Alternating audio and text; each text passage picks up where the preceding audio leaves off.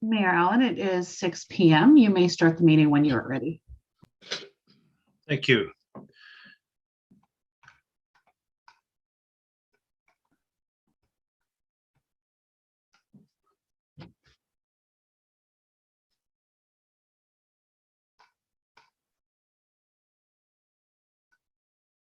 Okay, can I have a mover and a seconder to call a meeting to order, please? Councillor Ma Chapman and Councillor Moore, that the special meeting of the Council of the Township of Springwater come to order at 6:01 p.m. All those in favor? That is carried. These are going to be the 2022 budget sessions, and the meetings will take place over several days. Monday, November 22nd, Wednesday, November 24th, Thursday, November 25th, Wednesday, December 15th. No, that's the old one, isn't it? January, the others, Clerk Ainsworth? Yes, there is a session on December 15th as well as December 16th with 16th. final approval of the budget scheduled for Okay. January 19th. So this is correct that I have. Okay. All sessions will last approximately 3 to 4 hours. Council will recess at the end of each session and reconvene deliberations at the next scheduled date and time. The schedule of the order of business is listed, and the times are tentative and based on departmental availability and is provided for guidance and could be subject to change, but we'll be notifying if there is any change. Due to COVID, council is taking the necessary steps to limit in-person meetings, so council and staff are participating in the meeting electronically along with the presenters. The meeting will be live streamed. Residents are provided with options to watch or listen to these budget deliberations. You can watch the meeting live online by tuning into www.springwater.ca/live. You can listen to the meeting live from a telephone or cellular device by calling 647-558-0588 and using the meeting ID identified for each meeting. And the identification for this meeting is 827-5351-2343. This option is available only during the meeting. And for those who want to watch afterward but aren't able to do either of the above two options, you can view the streaming by watching the video on the township's YouTube channel. The items marked tab number refers to the corresponding section found in the budget document, 2022 Budget and Business Plan, which is on the website. Council, are there any disclosure of pecuniary interests this evening?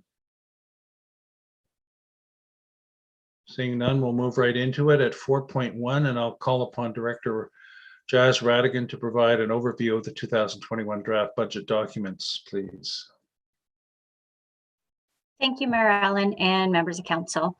This evening marks the beginning of our 2022 budget and business plan deliberations. Tonight's meeting is the first of many scheduled sessions for the remainder of November as well as December. Tonight's meeting has been set aside specifically for our service partners, including the Springwater Public Library, the Severn Sound Environmental Association, the Nottawasaga Valley Conservation Authority, and the BIA. Our service partners have each been allotted specific time to present their 2022 budgets for council to review and further ask any questions for clarification. I believe our first presentation tonight is the Springwater Public Library. I will turn it over to either yourself, Mayor Allen, or directly to our CEO, Jody Delgado.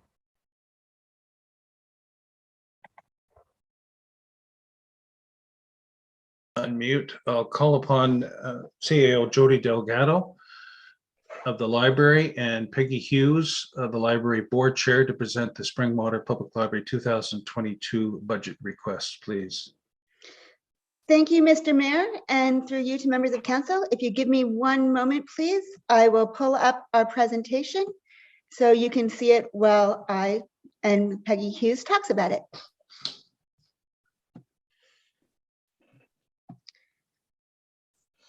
Can everybody see my screen at this time?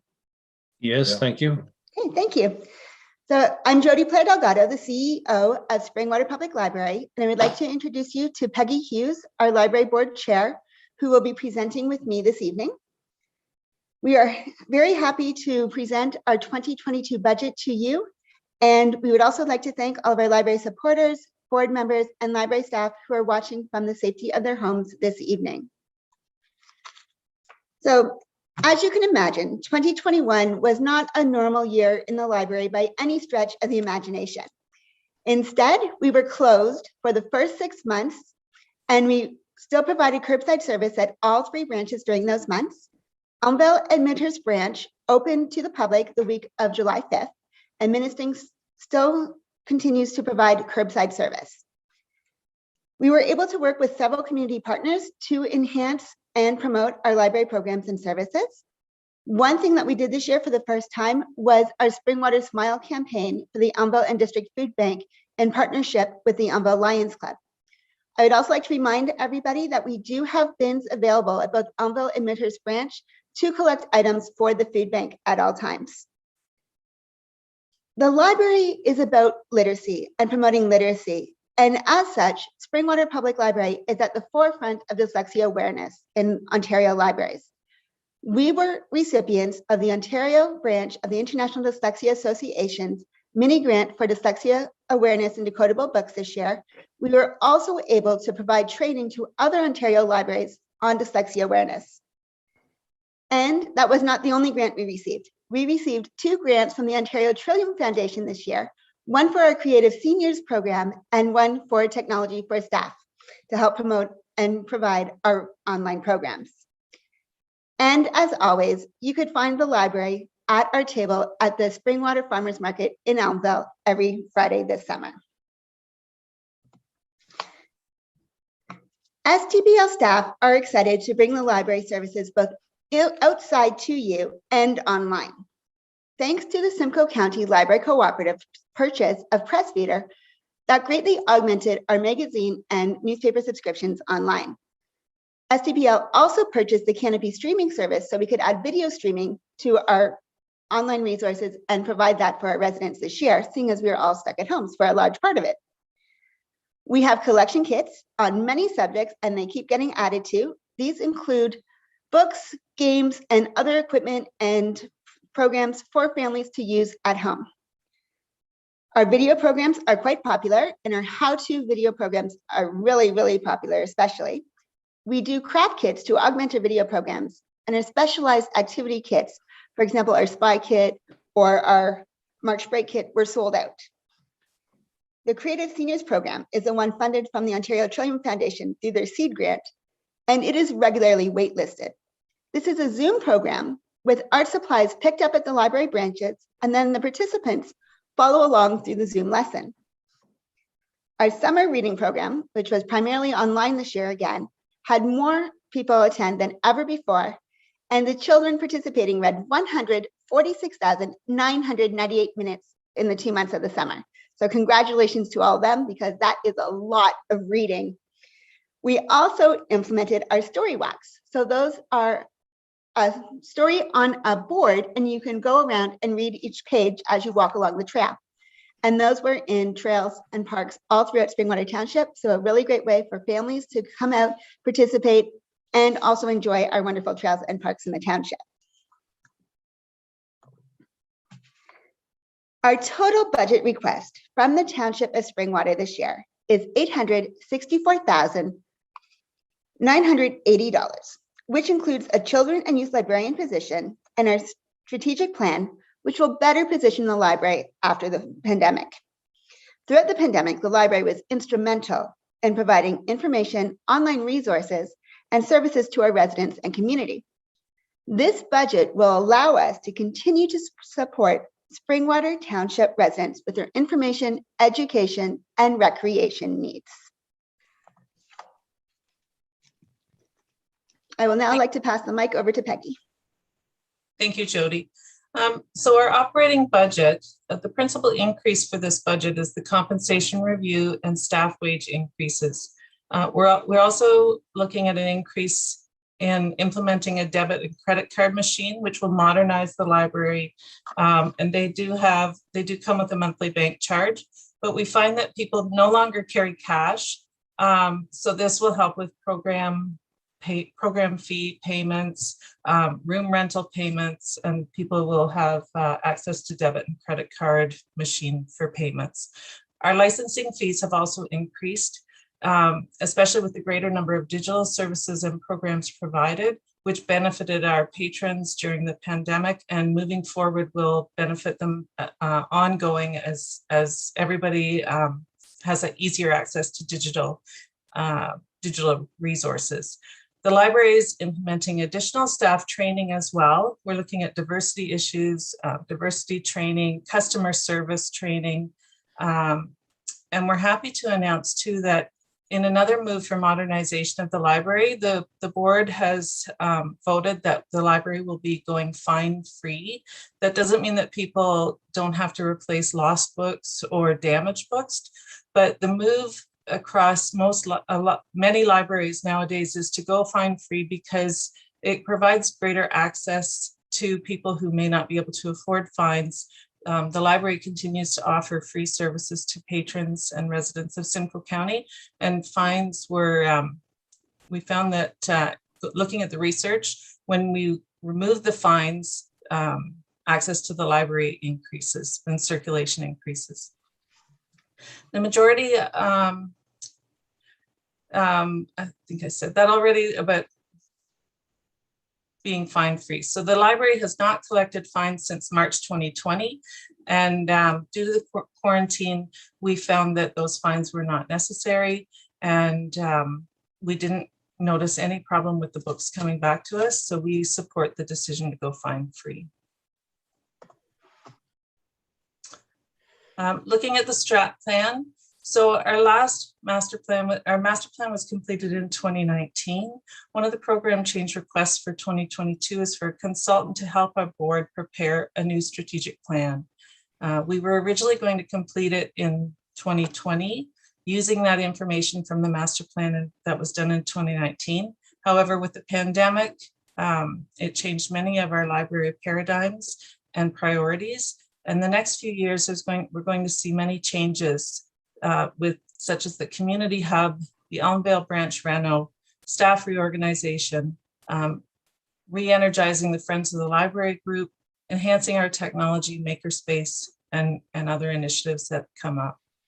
The library board priorities will be aligned with those of the council and the township, and a consultant would help us to guide the board and the staff through the process. They'd help us with our community engagement and organize that and collate the data.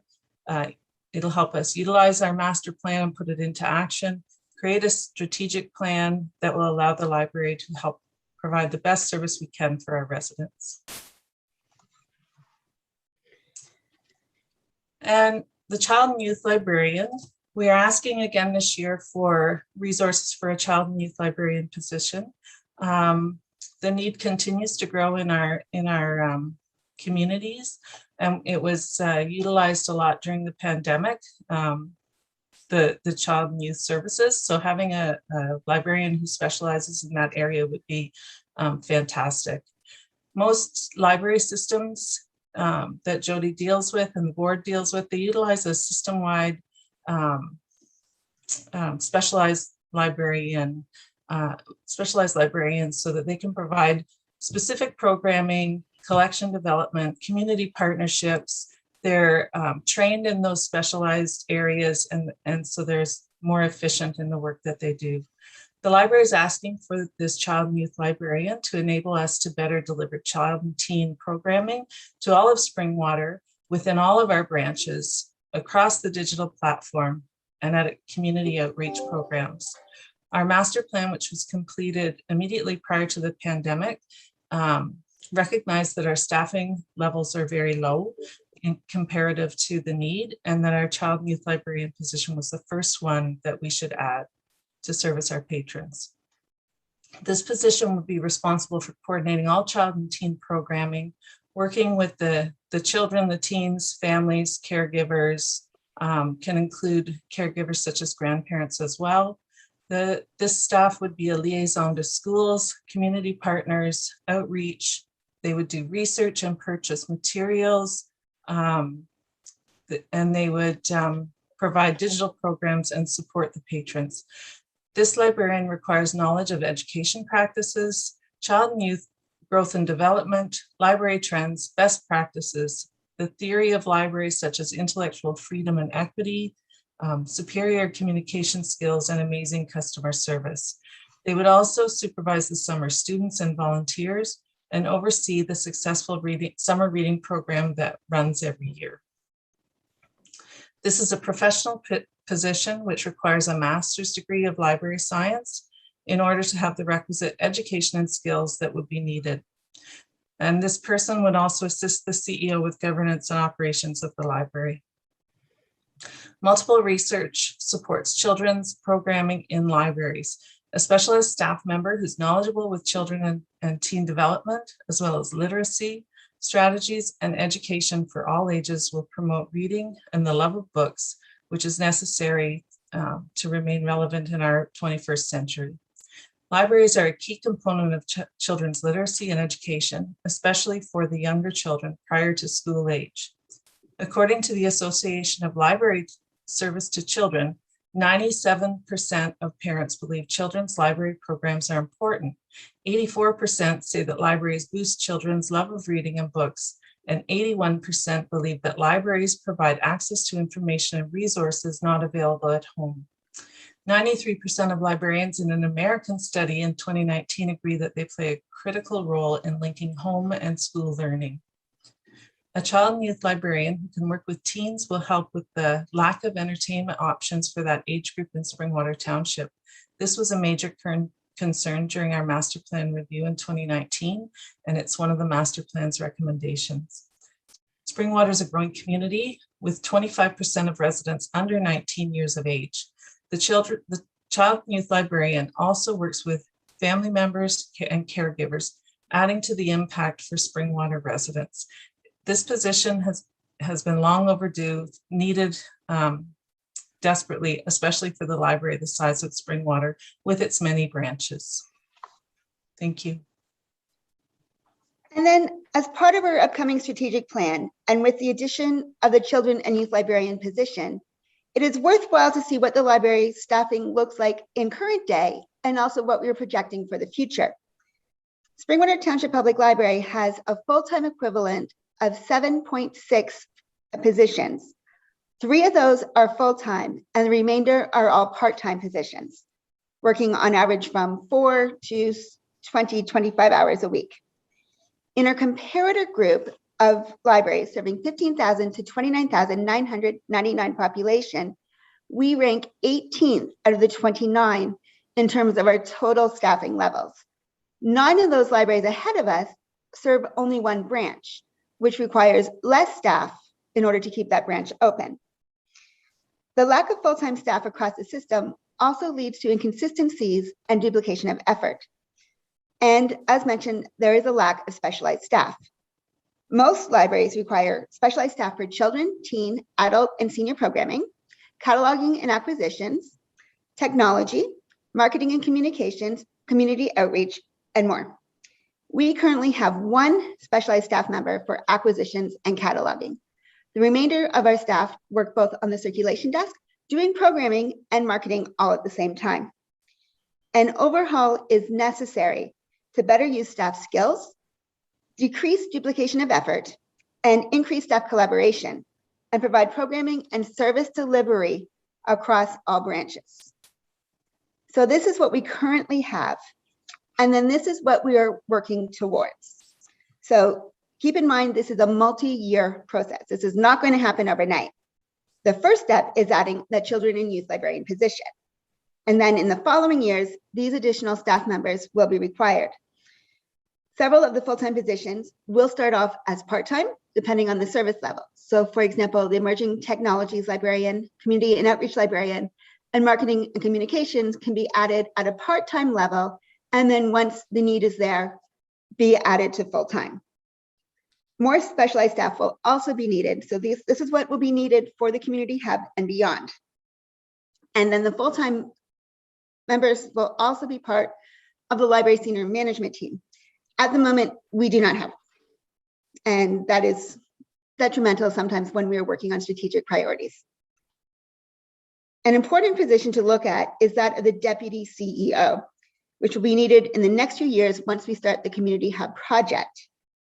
Currently, we are actually working on a succession policy, which will be approved by the board, and we provided training for library leaders within the organization, so this will greatly benefit us for the future. So we're already taking steps on that. Remember, this organization chart is for 5 to 10 years out, and the library is only requesting the children and youth librarian position at this time, but it is beneficial for council and the township residents to see where the library staffing is going. So what is we need for the future in order to prepare.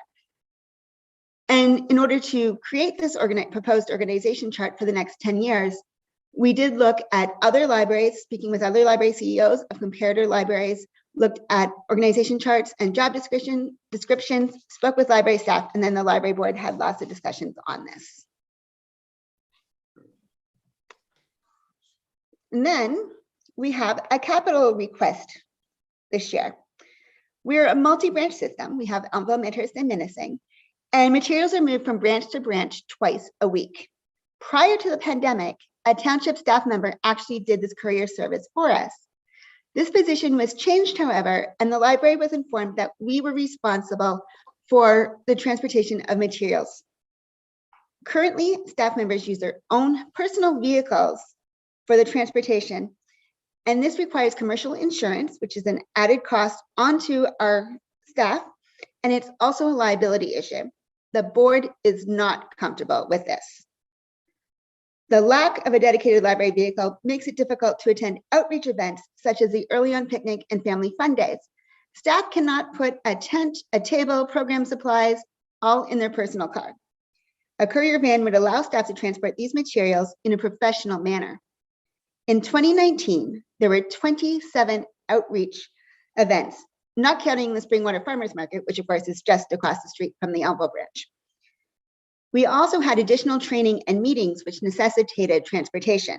So this is in addition to the twice weekly exchange of materials. Therefore, the library is proposing the purchase of a courier outreach van out of our discretionary library capital reserve fund. The cost for the van, $50,000, will cover the purchase price and library specific decals, and the reserve fund will have $91,079 remaining after the van purchase. The ongoing COVID-19 pandemic has demonstrated the library's value to Springwater Township. In times like these, it is important to pull together and support the community. It has been said that the most important asset of any library goes home at night, the library staff. Springwater's library staff goes above and beyond. For example, they have ensured that a family new to the area continues to receive books in their home language, courtesy of the Simcoe County Library Cooperative's multilingual collection. The children are learning their parents' language, and the parents are practicing their English, which allows everyone to better participate in their community, thanks to the library staff and library resources. Another family utilized the library while they were homeschooling last year, and their 9-year-old says, "Last year, when I was homeschooled and with COVID-19, it was hard to go to places. But the library welcomed us with open arms, even if it was curbside pickup. Truthfully, we wouldn't have survived without the library. Whenever we were bored, we'd be like, oh, I'm going to go read a library book. Thank you for taking time out of your day, and thank you to the library for always having books." Springwater Township Public Library Board and staff, thank you for supporting our library and respectfully request that our full budget ask be approved, including our strategic plan, the children and youth librarian position, and the courier outreach van. The next few years will continue to be challenging, and these programs are needed in order to better help and serve our residents. Thank you, and we are available to answer any questions you may have. Thank you, ladies, Jody and Peggy, for the presentation. And before we get into the recommendations, Director Radigan, the recommendations talk about considering whether the particular item, whether it be a base budget or a program change request be included for consideration in the final draft of 2022 budget. So can you just clarify whether the degree to which we're approving any program requests versus considering to be included in the next iteration of the budget for approval at that point in time? Thank you, Mayor Allen. Through you to members of council. To clarify, any motions that will be forwarded tonight are essentially allowing them to pass through to the December 16th meeting that is scheduled for a discussion of program changes and any new motions that council wishes to bring forward. So by approving a motion this evening, you are not necessarily approving the budget ask. You're actually moving it forward to further budget discussions to take place on December 16th. Okay. Thank you. So with respect to the library, we have three motions here. The first one is the base budget, and then the next two are for the program changes that were discussed in the presentation. So starting with the first, can I have a mover and seconder to get this on the floor, please? Councillor Moore and Deputy Mayor Coughlin. So I open it up for discussions, questions, comments, council. So again, this first motion is for the $778,948, which you see on your budget page, which is the base budget ask before any of the program changes, which are the next two motions. Councillor Hannah. Thank you, Mayor, and through to whoever can answer the question. On the base budget, with all the printout with the 778,948, it's hard to read this, it's pretty small, but it's $52,500 being taken out of development charges. My understanding, of course, of development charges is that we collect that money for a designated purpose. Is that being taken out to buy a new van? I would just like to know what the money's for, because it's a, where the heck is it on here? It's another $5,250 more than in 2021. We'll direct that to Director Radigan, please. Thank you, Mayor Allen. Through you to Councillor Hannah. I can start, but the CEO is also apprised of how to respond as well. So the way the development charges do work for the library, we do collect development charges as part of our background study. And on an annual basis, the expenses incurred to purchase books, those are funded directly through development charges. And at year end, that is an entry that would happen every year based on their annual expenditures on books. Follow on. Follow up, please, Mayor. Yes, follow on. Thank you. So further to my question then, if there was a support for a vehicle for the library, would that come from development charges, or would that have to be additional funds that were provided by taxpayers? Director Radigan. Thank you, Mayor Allen. Through you to Councillor Hannah. The budget request for a van for the library is actually included as part of the capital budget request, and it's in the annual capital budget. That will be reviewed, I believe, on December 15th. It was included as part of the library's presentation, just to outline that it is being requested. However, it does not form part of the operating budget, and it would not come from development charges, as it's not growth related. It does pertain to activities that they are currently doing, however, with their own vehicles. It would be funded through their library capital reserve fund. Thank you. I'll speak to that at future time. Thank you. Councillor Cabral. Thank you, Mayor Allen.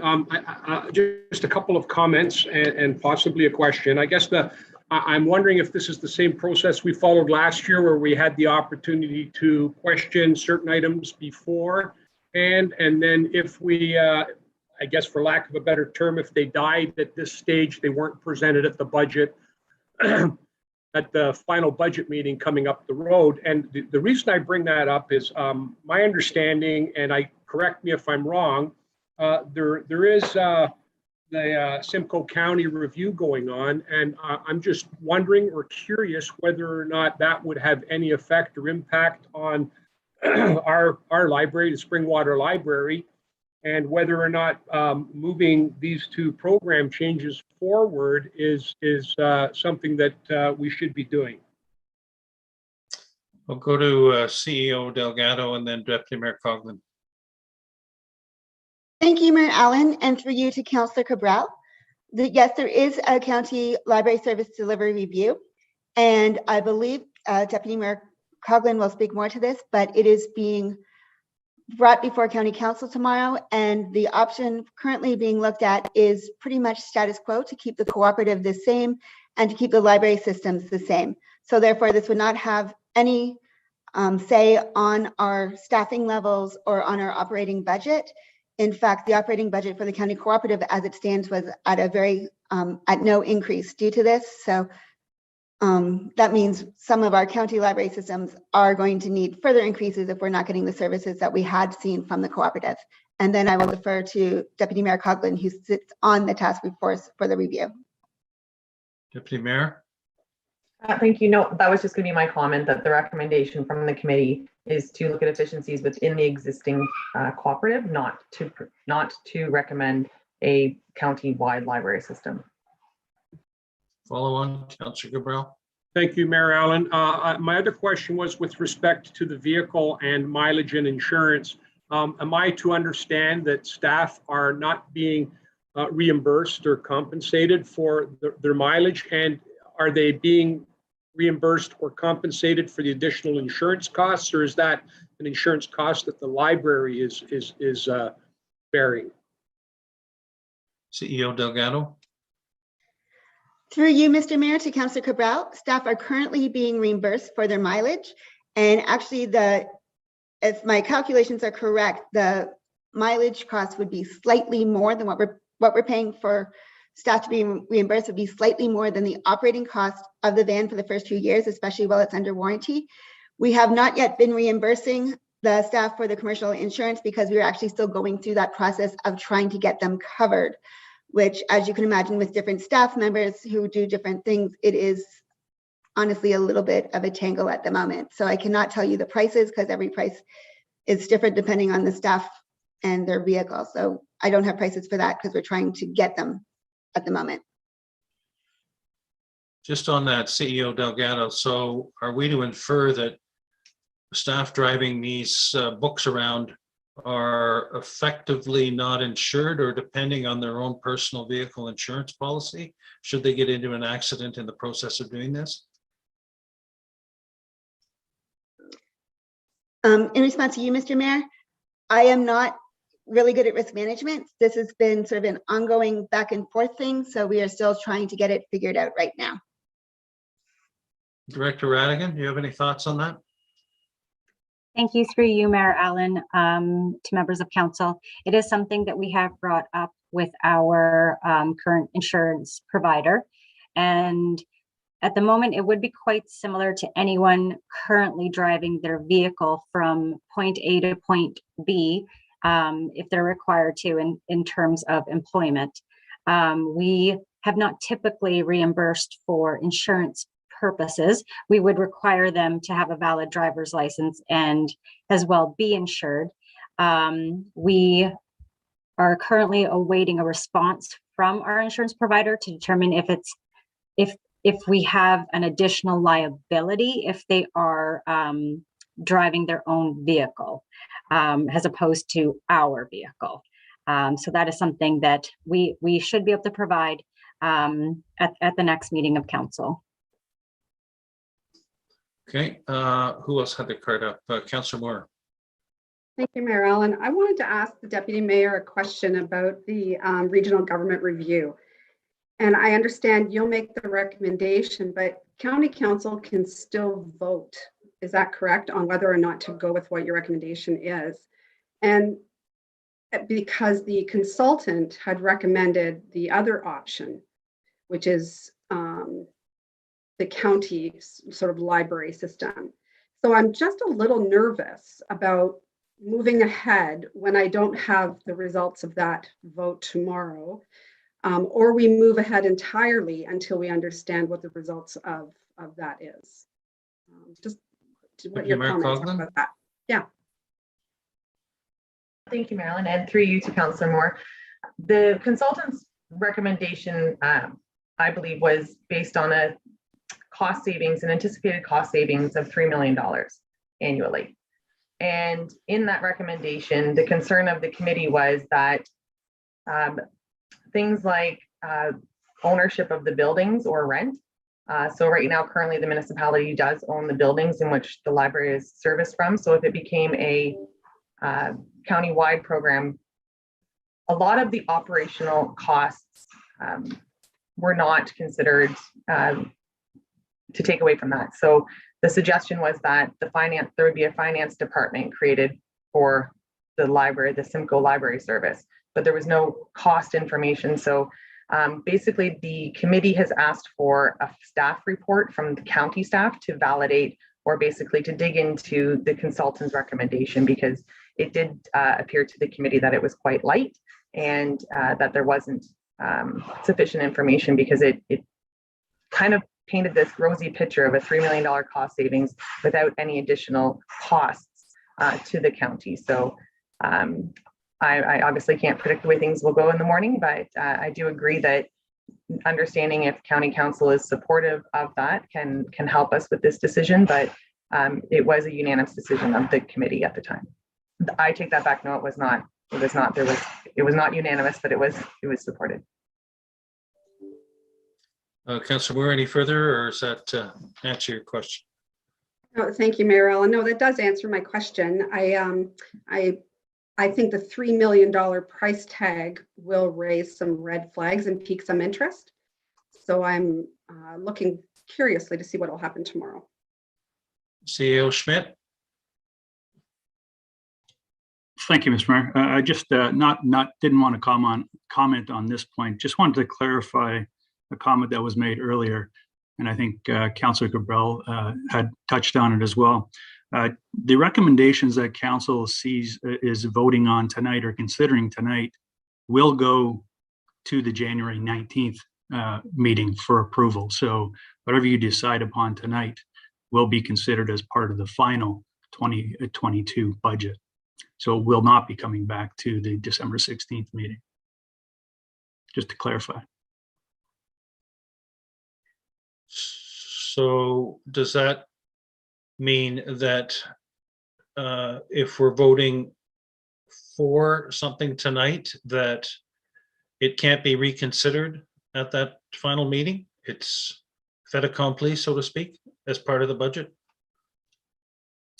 Thank you, Mr. Mayor. I'll maybe defer that to the Clerk Ainsworth. My understanding is as per prior years, we haven't changed the process. Essentially, whatever council votes on tonight would be going for consideration to the January 19th. For a reconsideration, like I said, I'll let Clerk Ainsworth maybe speak to that piece. Clerk Ainsworth. Thank you, Mayor Allen, through you to council. As the CAO mentioned, anything that council says yes to during the budget process gets moved to the January 19th as part of the final budget. At that meeting, there is still an opportunity for a member of council to make an amendment to the final draft of the budget as seen on the agenda, but you won't see the motions specifically outlined that council has approved. It would be the changes that council has made or what has been included will be included in a presentation attached to the agenda for that evening, but you won't see a motion, for example, approving the library operational budget. Should a member of council at that point wish to remove something from the budget or make an amendment, they would have to make an amendment to the motion to give final approval to the budget. And that's how the process would be undertaken. Should council feel throughout the budget that something, they might not have enough information for something or aren't prepared to make a decision, there is always the option of deferring a specific item or motion to a future budget session for further information. And then on the opposite side, should council vote down a motion that comes up through the budget process, that will not be seen again unless an actual reconsideration is requested by a member of council throughout the budget process. Okay, Councillor Cabral. Thank you, Mayor Allen. And I guess that's where I was having a bit of rethink on it is I remember we had significant discussion on program changes, whether or not they would actually proceed through to be and form part of the draft budget for final approval. And it seems that that's not quite the way it's going here now, unless a member of council wants to make a motion to exclude some things from moving forward at this stage of the game. And I'm not really prepared to do that today. However, I would ask that the program changes 12 and 13 be deferred down the road.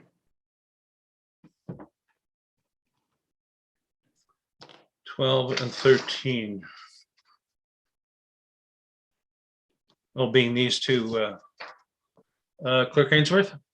Thank you, Mayor Allen. Procedure-wise, to accomplish that, the motion would need to be tabled with a mover and seconder, and then a member of council would need to propose a deferral of that motion, and it would need to happen for each motion that council wishes to see deferred.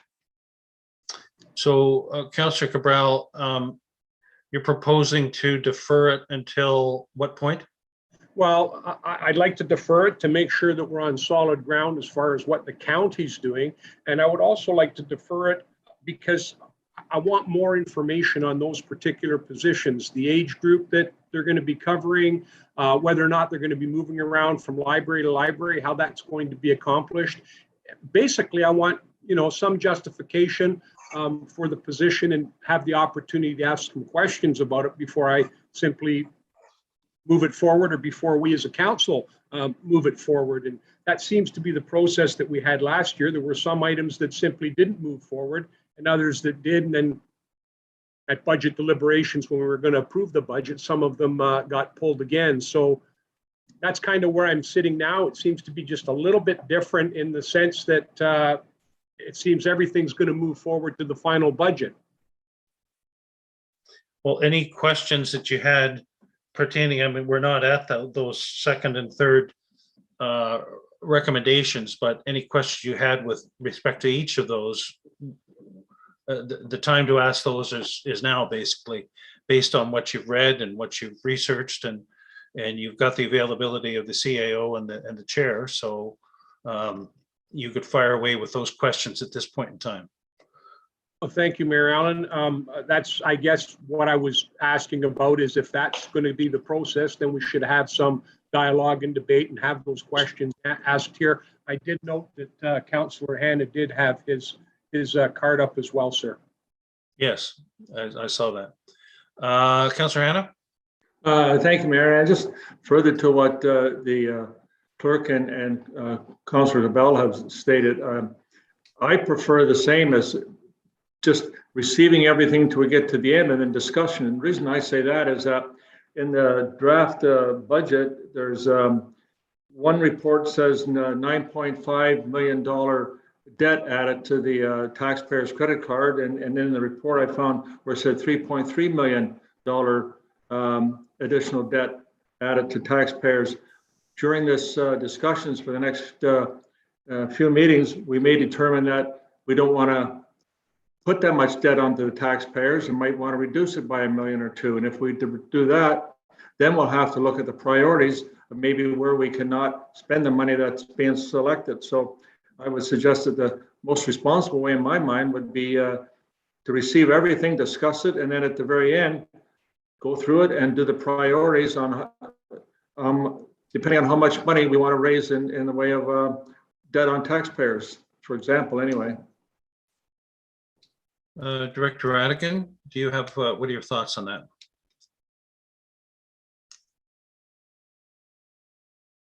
Thank you, Mayor Allen. Through you to Councillor Hanna. I I would request further clarification in terms of the debt that he is speaking to. The additional debt is outlined in the annual capital program that was presented as part of tab 15. The savings is not necessarily, I don't believe you would be able to transfer it for a one-on-one relationship in terms of what we would need to debenture, because we're looking at principal and interest payments. So I would be cautious in terms of that. I do believe the majority of items that are being requested to be debentured are of necessity in terms of they are roads projects that do require it.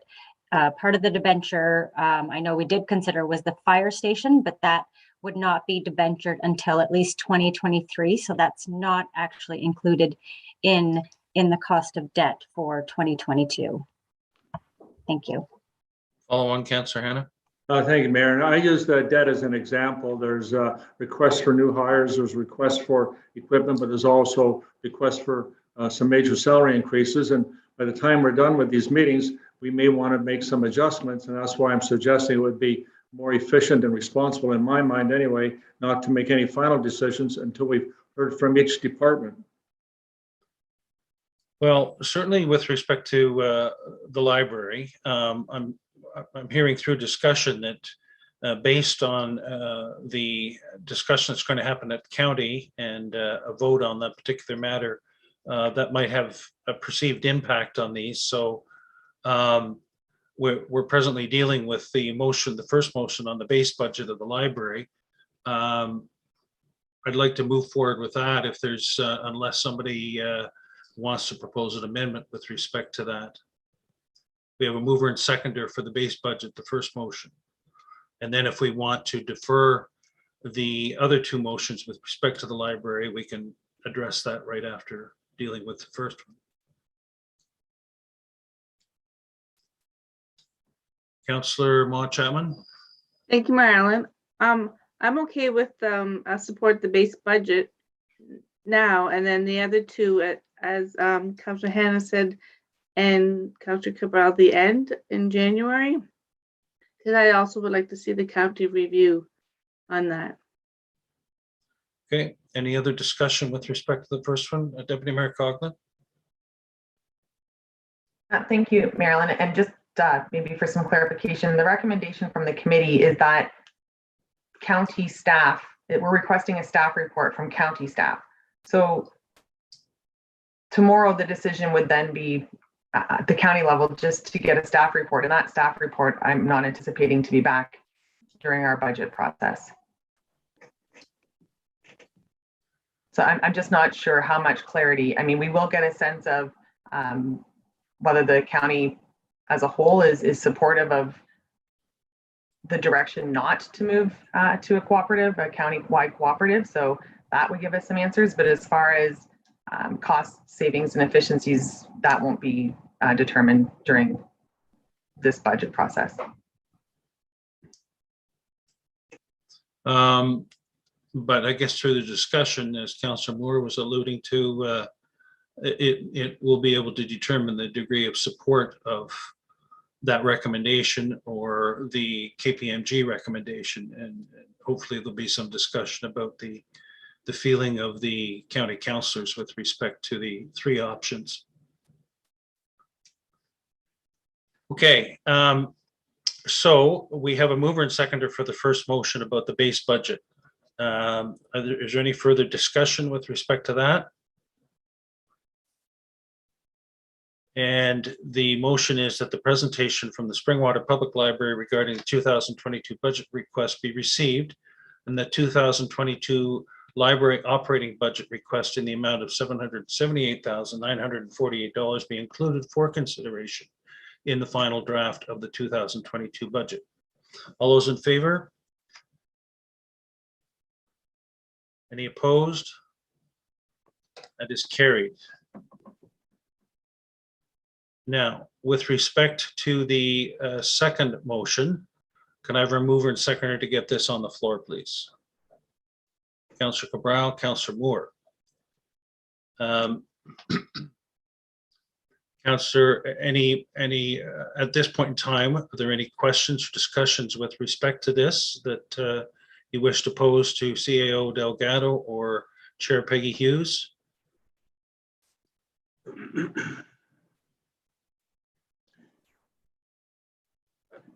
Mayor Allen, if I might, I'm not really sure, are we voting to defer this to another meeting, or is that what we're doing? If a councillor would like to propose an amendment to do that, they're open to do that.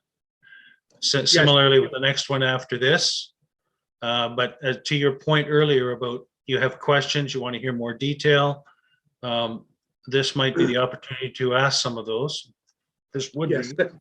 Thank you. I do have questions, but of course that other bit with the county and where they're headed with it, that plays into it too, because moving these forward, I think we would be better off to do that after we know what direction the county's going in. But I guess my question with respect to this is, we're talking about youngsters, I would think. And I know that one of the items that was mentioned was that 25% of our population is under 19. But what I maybe it's me, but they haven't really changed the sign when you come into Springwater. We still seem to be under 20,000, and it's been that way for a bit. I really don't know what our population stands at right now. So, and I know that this is something that came up last year, and it may very well have come before then. I think there was talk even of a part-time position to see whether or not that might be able to afford an opportunity. And then I also am thinking about the vehicle, and based on what the CAO, library CAO has provided us, it seems that it might be something that we should be looking at because of the fact that they've indicated that it seems to be costing more money to do it in their own private individual vehicles than it would be to buy that. So I would like to see more information on that particular thing. Are they leasing the vehicle? Are they buying it outright? How many miles do they anticipate putting onto it, so that we can actually see whether or not that would be the case? So those would be my questions. Okay, I think that gives them the ability to get more information if they don't have it at their fingertips now for when we talk about the vehicle and the capital. Are there any questions about this position and the potential candidate for this position?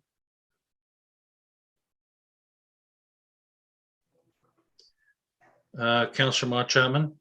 Thank you, Mayor Allen. Just a question to this to CEO Delgado. Would a part-time child and youth librarian work for now, or are you looking just for strictly full-time? CEO. Thank you, Mr. Mayor, and through you to Councillor Chapman. Ideally, we would really like the full-time position because we are understaffed by the different measures, both by the guidelines or master plan, the feasibility study, etc. And so a full-time position would greatly help us out. A part-time position would be better than nothing, that is for sure. We will, if we can't get a full-time position passed, we will gladly take a part-time position. I do have somewhere in my pile here numbers of what that would look like. If you give me a moment to see if I can pull it up. A part-time position of 25 hours a week would be total, and this is for 12 months, so obviously it'd be less for 2022 by the time the budget is passed. 51,793, including the benefits and payment in lieu of benefits.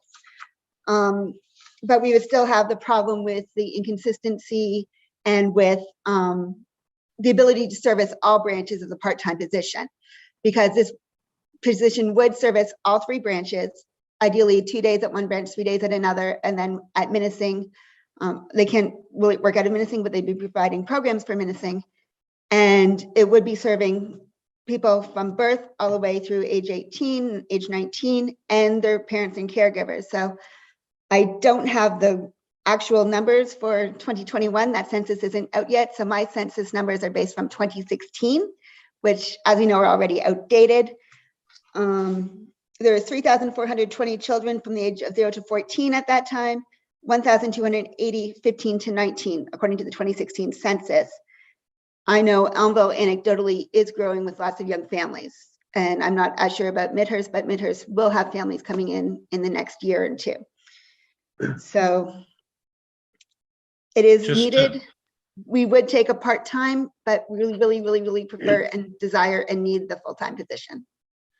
In this full-time position, you state the number of 66,000, but that's for 10 months. So annualized, it'd be closer to 80,000 probably. Here's the number. Annualized, it's 79,858. Okay, Councillor Cabral. Thank you, Mayor Allen. And I guess because of the number 0 there kind of throws me for a bit of a loop, 0 to 19. But I think much like the NVCA, I guess maybe I'm old fashioned, but I remembered going to a library and being part of a library and having a library card. And I know that in the last couple of years, a side effect of COVID-19 has been that a lot of the programs and whatnot, the Springwater Township Library has been fantastic in being able to provide remote opportunities, making books available in that fashion as well. So I just kind of wondering, is there a core group of programs that a library is legislated to put in place, much like the NVCA, because they're reviewing that to see what are the core mandates for the NVCA and what are the additional programs that NVCA wants to put out there that we may or may not want to participate in. So I'm wondering along those lines too, is this something that is mandated as a core program, or is this something that for 0 up, it seems to be just grouping people together to socialize, because I don't know at what age children would be able to benefit from actually going to the library, I guess, other than that social interaction. I'll start with CEO. Thank you, Mr. Mayor, and through you to Councillor Cabral. We don't have a lot of mandated programs at the library. We are mandated that we are not allowed to take fees for material. So we can't charge people to come in and borrow a book, for example. Traditionally, the library story times across all libraries, that is a really strong traditional component.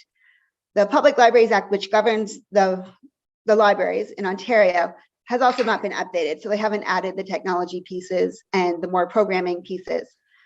But as for children, the library is not just socialization, which is really important for your young ones, but it also helps for learning your letters, learning your numbers, learning how to act in social situations. A master's degree librarian has been taught and has taken courses on child development and education. So they're able to bring children in and do STEAM, which is science, technology, engineering, arts, and math all together, and do programs based on that.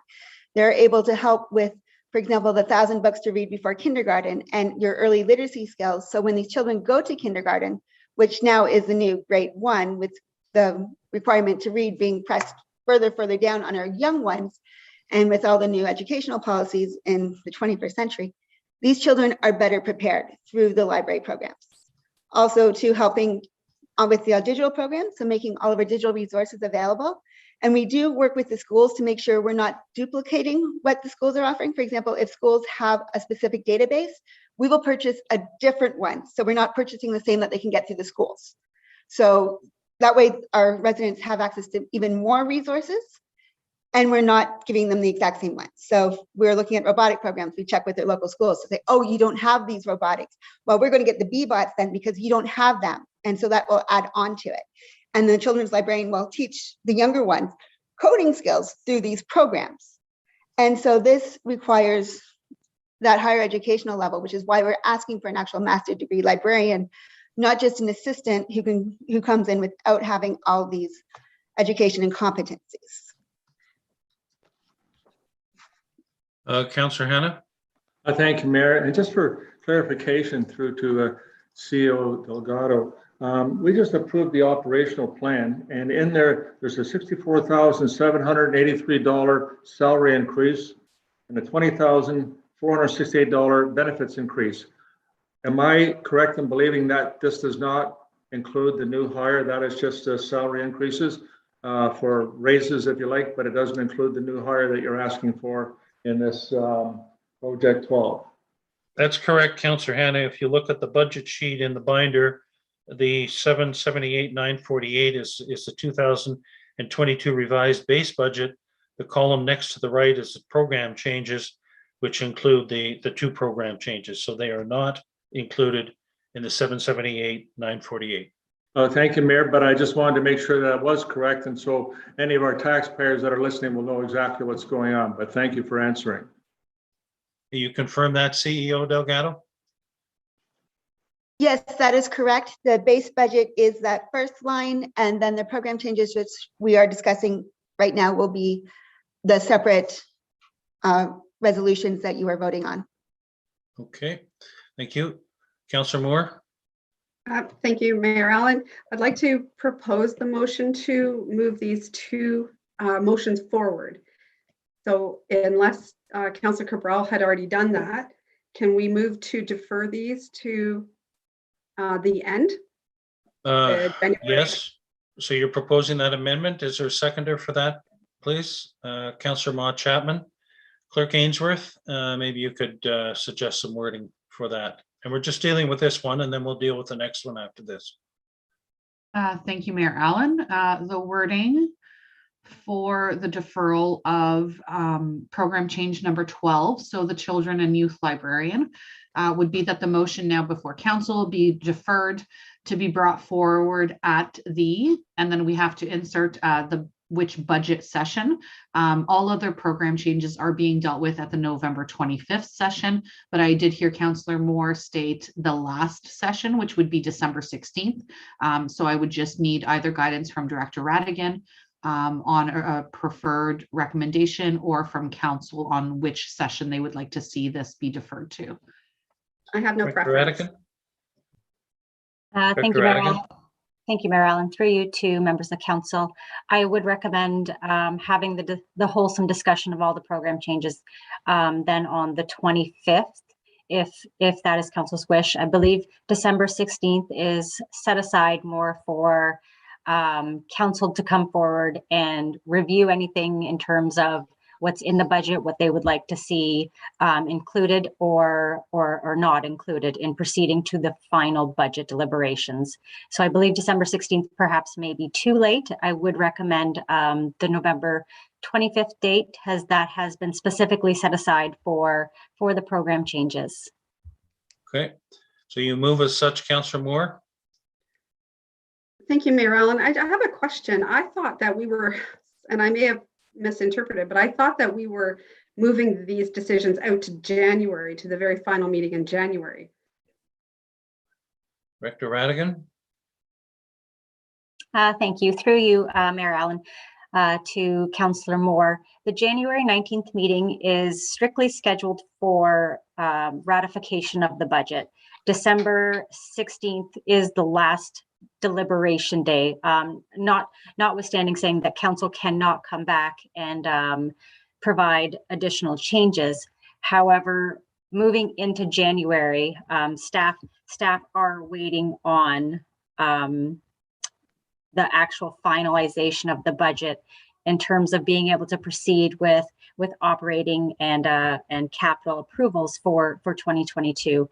Hence why we would recommend finalizing what council can finalize by December 16th, and January 19th is specifically set aside for ratifying the budget. Plus it takes time to be able to update and massage the budget based on the discussions that will be happening up to and including December 15th. So I mean, if it was until the January date, then there'd have to be a pause to make the changes and incorporate it and see another revised final budget before you could ratify the budget. So who had a card up? Councillor Cabral?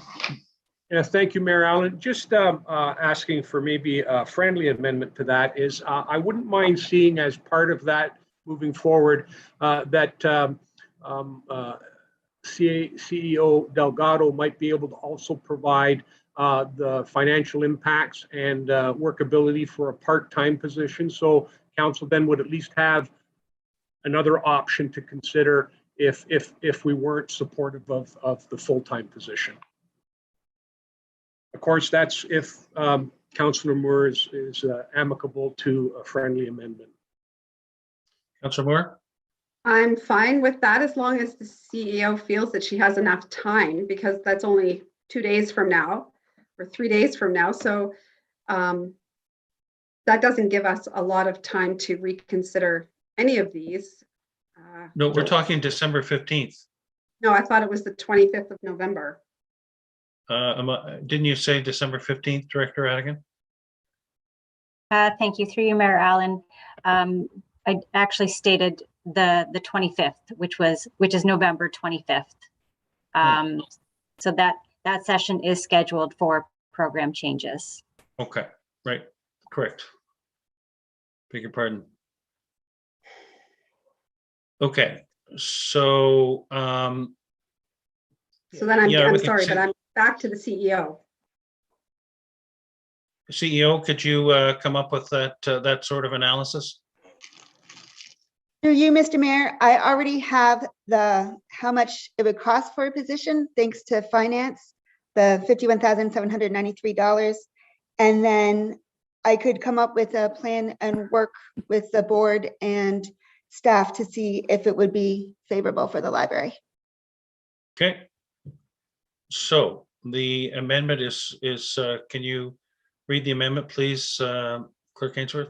Yes, thank you, Mayor Allen.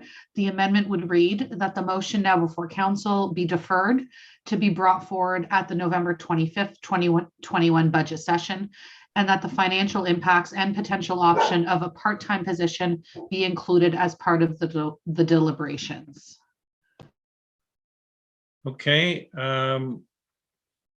Any further comment before we go to vote on that? All those in favor?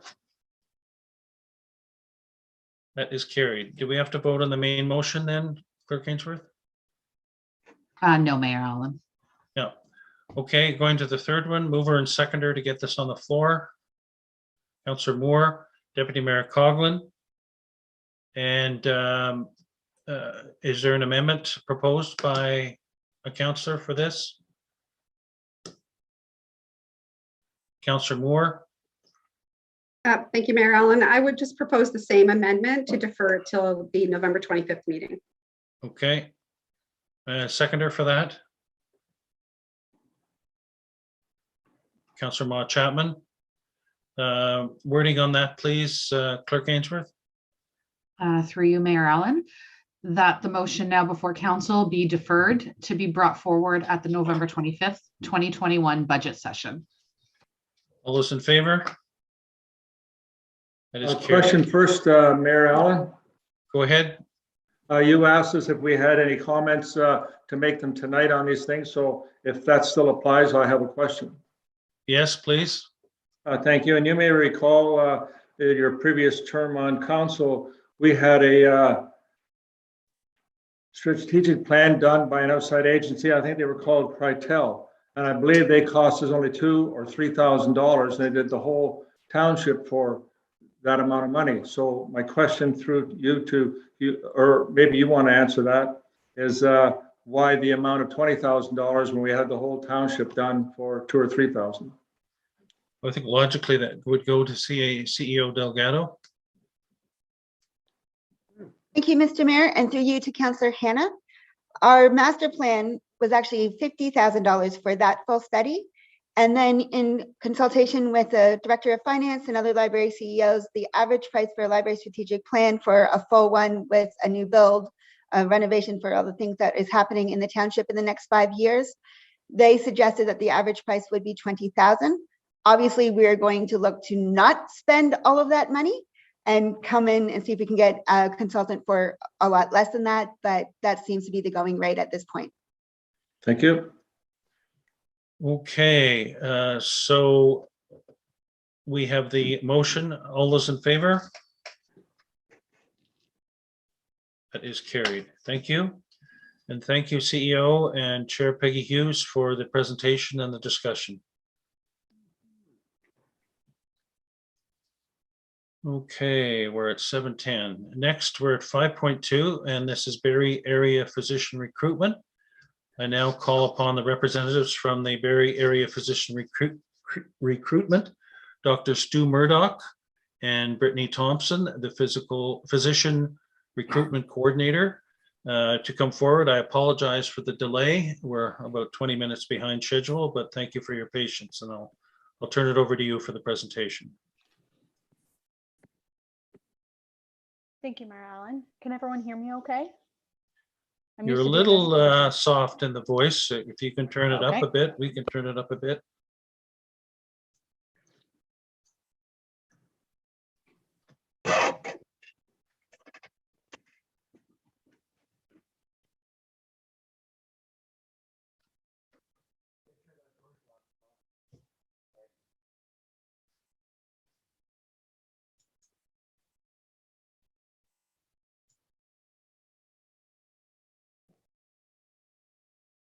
How are we doing?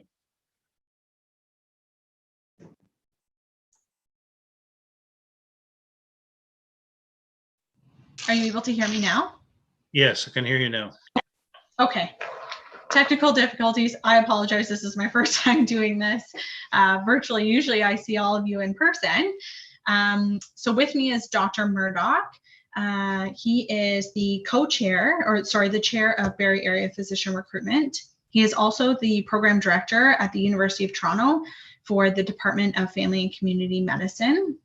So he is here as well. And then Clerk Ainsworth, are you able to put our presentation up for us? Or do I usually share my screen? Ms. Thompson, that would be yourself, please. Okay.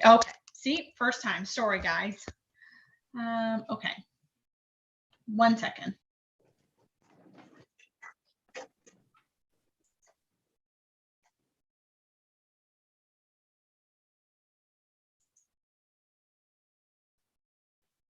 Great.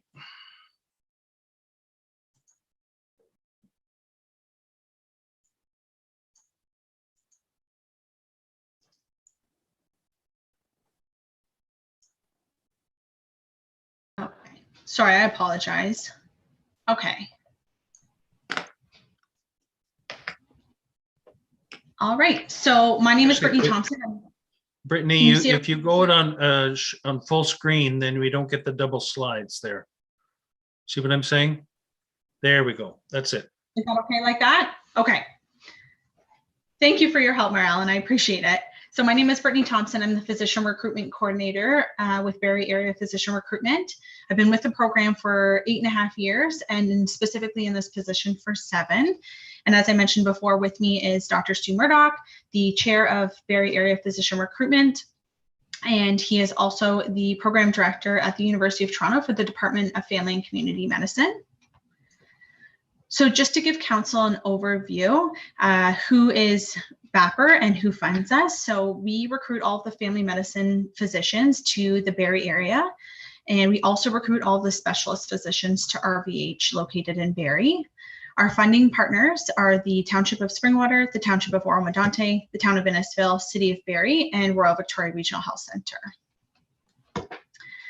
So despite challenges that we've had with COVID, we've still had some great success in recruitment this year. So since January 1st of 2021, we have successfully recruited 11 family physicians to the area, despite some challenges with approvals at the ministry level. And we have also recruited 35 specialists to RVH. Just some more information specifically about the Township of Springwater. So I know there is a new census coming out. It's supposed to be released in March of 2022. But based on the 2016 census, your population is just over 22,000 residents and your growth rate is 4.4%. So with that growth rate, it's estimated that your population in 2021 will be just over 28,000. There is the Midhurst secondary plan, so up to 10,000 new homes to be built in the area, bringing upwards of 40,000 new residents to the area who likely will not have a local family physician. So we will need to find physicians for them to ensure that they have primary care in their area that they reside in. So some of the specialists that we've been able to successfully recruit to the hospital, general internal medicine, obstetrics and gynecology, the intensive care unit, urology, emergency medicine, dermatology, cardiology, vascular surgery, gastroenterology, and hospitalist. And now I'm going to turn it over to Dr. Murdoch, who is going to talk about our family medicine teaching unit. Thanks, Brittany. I think the council's been well aware of our success since we started this in 2009. And I'm not sure if you noticed with Janice Scott's announcement, one of her second biggest thrills was her biggest things that she really feels that she had accomplished was initiating our family medicine teaching unit. As you know, we have 9 new residents every year, so we have 18 in the program, and we really do fully integrate them in all aspects of care within our Barrie area, which is home care, palliative care, in-hospital care, and obviously primary care within the teaching unit. We have had good success retaining 60% of these physicians working in the Barrie area. Next slide. And so there's the history of our program. We've now put 110 residents in since 2009, 92 have graduate. We've kept 50 in our community. We have many doing a lot of the PGY3 programs, which is an extra year of training in programs like emergency medicine, hospitalist medicine, sports medicine, palliative care. Our demand is really increasing every year. But one of the biggest things that's really happened now is the transition of our graduates becoming primary care leaders in our community. Our new chief of family medicine at Royal Victoria Hospital is a graduate of our program. Our new lead of our family health team is also a graduate of our program. And those two are primary care leaders on our new Ontario health team that we just received a few weeks ago. So primary care leadership is really strong within our community because of our graduates coming in. So it's really, really strong. And the future is really bright as people like myself transition out of leadership positions in the future years. Next slide. And what's the future of our program? You know, it continues to be well sought after within the application process across the country.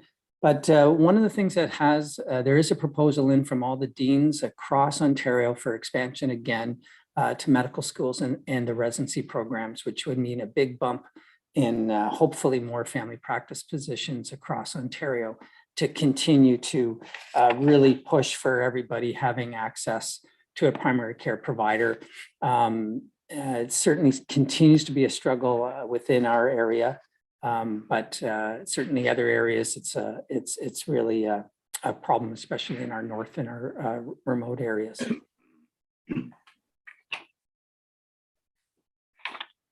Thank you, Dr. Murdoch. So in closing, Barrie Area Physician Recruitment kindly requests the financial support from the Township of Springwater in the amount of $8,000. So this goes towards site visits, advertisements, travel costs for physicians, and it also goes towards a lot of education aspects of recruitment as well too. We do a lot with the family medicine teaching unit, and we do a lot of retention events for our professional staff at RVH and our professional staff in the community as well too, and we hold education sessions for all of our professional staff as well, which we assist in funding that. So retention is also a big piece, especially with COVID right now. There's a lot of COVID burnout, so the retention piece is really, really important moving forward in the next fiscal year, hopefully as we transition fingers crossed, out of COVID, that retention piece and making sure that our professional staff are not burnt out is going to be extremely important. And we would just like to thank you for your consideration and your continued support. The Township of Springwater has always been a great supporter of our program, and we would like to thank you for all of your support over the years and even through COVID. So thank you very much. Thank you, Brittany and Dr. Murdoch for the presentation. I'll now get a mover and seconder to get the motion on the floor so we can have any questions. Councillor Cabral, Councillor Maude Chapman. Council, any questions of Brittany or Dr. Murdoch? Councillor Hannah. Thank you, Mayor. And you might be able to answer the question, Mayor, but I kind of have the impression that in the past, we got the amount of money that was contributed by surrounding municipalities, and I believe it was based on population. That's my first part of the question. And the second is, what did we donate in the past versus the 8,000 you would like to get next year? I believe 8,000 is the same as the previous year. And the determination of that number, I'll go to Brittany for that, please. Thank you, Mayor Allen, through to you, Councillor Hannah. So it is based on a per population model, and we haven't revised that ask based on population growth in our communities. We have kept the ask the same over the years, despite substantial growth in our area as well too.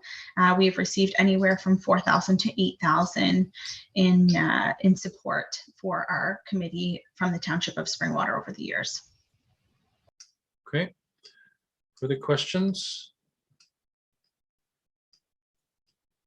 Okay.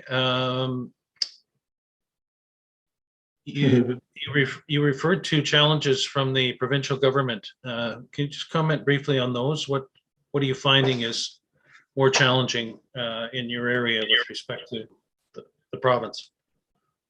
Great question. Thank you, Mayor Allen. So there was a delay at the ministry level in terms of approving family physicians. So they were approved at a municipal level through our Barrie and Community Family Health Organization. And then the delay was at the ministry level. So we did advocate with the FO to hopefully speed up that process, but unfortunately we were at the mercy of the ministry, but we were able to get those approvals through, and they were able to work as contract physicians with the FO, so they were able to work with a lot of our physicians in the area. Okay. As well. Sorry. Director Radigan, the funding in the motion states from the Springwater Swing Golf Tournament. Can you tell us what the status of that funding is, please? Thank you, through you, Mayor Allen. I don't believe I have that in hand. I can provide that to council. I do believe it is less than $5,000. I believe the $8,000 that's being requested, I believe would normally just come as part of the regular tax levy. It's no increase to 2021's request. So the motion as worded would have to be adjusted? Thank you, Mayor Allen. I would refer it to CAO Schmidt, just for further clarification. CAO Schmidt? Thank you, Mr. Mayor. So my understanding is that the last year obviously the tournament did not happen, and so funds were not brought in, if you will, to the township. So the not knowing exactly what the balance of the reserve is, if there's not enough funds there, it would be dependent on if a tournament was to occur in 2022, and should funds be raised, then those funds could go towards supporting this initiative on a go-forward basis. Subject to that, if that's not the case, then to Director Radigan's comments, we could use whatever remaining funds are in the current reserve, and if there's additional funds that would be required, those would need to be issued either through net tax levy, which would be an increase, and or township could consider, or council could consider the tax stabilization reserve, which I believe has funds in it as well that could assist this initiative. Okay, Councillor Maud Chapman. Thank you, Mayor Allen. Just a question on this. Did we use, for the budget last year, did we use the Springwater Swing to pay to? Director Radigan. Thank you, through you, Mayor Allen. I will have to refer that to CAO Schmidt. CAO. Thank you, Mr. Mayor. That's typically how through Mr. Mayor to Councillor Chapman, that's typically how the program has been funded in the past. So the 2021 budget would have considered that as well. So obviously no funds were generated or raised in 2021. So I'm not sure if actually a contribution was made to this initiative. I don't know. I'd have to check. Well, Director Radigan? Thank you, through you, Mayor Allen, to members of council. No contribution has been made for 2021. Okay, so for this motion to go through, we'd have to amend then the second paragraph to reflect the potential source of that funding. So Clerk Ainsworth, do you have potential wording for that, or C.L. Schmidt? Thank you, Mr. Mayor. Considering the comments that were just made, I think if council is in support of this, maybe I could suggest that the 8,000 be funded from the tax rate stabilization reserve, and should a tournament actually proceed later in 2022, then we can ensure that those funds are reimbursed to the tax rate stabilization reserve. But at least it gives a funding source for this evening, should council wish to approve it. Okay. Mover and seconder okay with that adjustment? Who were the mover and seconder again, please? Clerk Ainsworth? Thank you, Mayor Allen. Deputy Clerk Marshall, can you please state who the mover and seconder were for this motion? Yes, thank you, Clerk Ainsworth. The mover was Councillor Cabral and the seconder was Councillor Chapman. Okay, and do you have proposed wording for the amendment so that we're all familiar with it, Clerk Ainsworth? Yes, thank you, Mayor Allen. It'll just take me a moment, but I do see that Councillor Cabral has his card up. If you could just give me 2 moments while he speaks, I will have the motion drafted for you. Sorry, I didn't see that. Councillor Cabral, go ahead. Yeah, no problem, Mayor Allen. There's a lot of small frames on the screen, but actually I have to step back to when you asked if anybody had a question.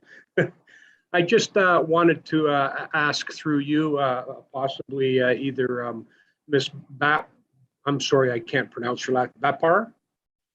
No, that's that's the Barrie Area Physician Recruitment, BAPR. Okay. It's Ms. Thompson or Brittany Thompson.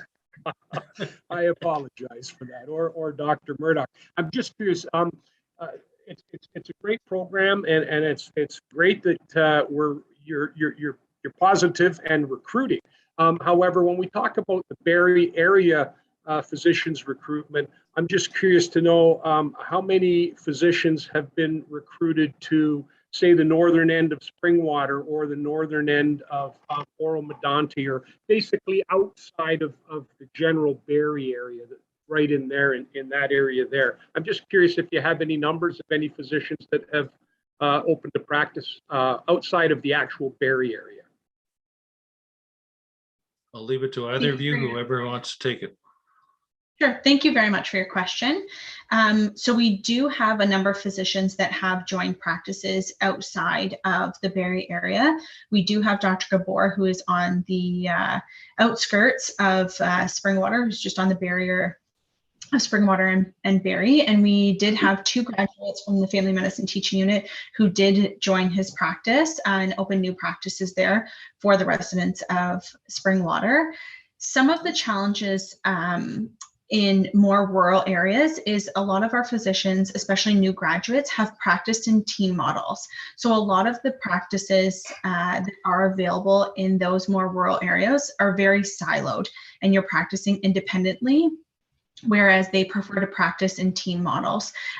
So we have had discussions with Mayor Allen and previous mayors as well as Mayor Hughes in Oro-Medonte about how we could restructure those practices to allow for a team-based model in order for them to work with a number of physicians and allied health services in the same office. So that's some of the barriers of existing practices and practice spaces that are available in some of those more rural areas.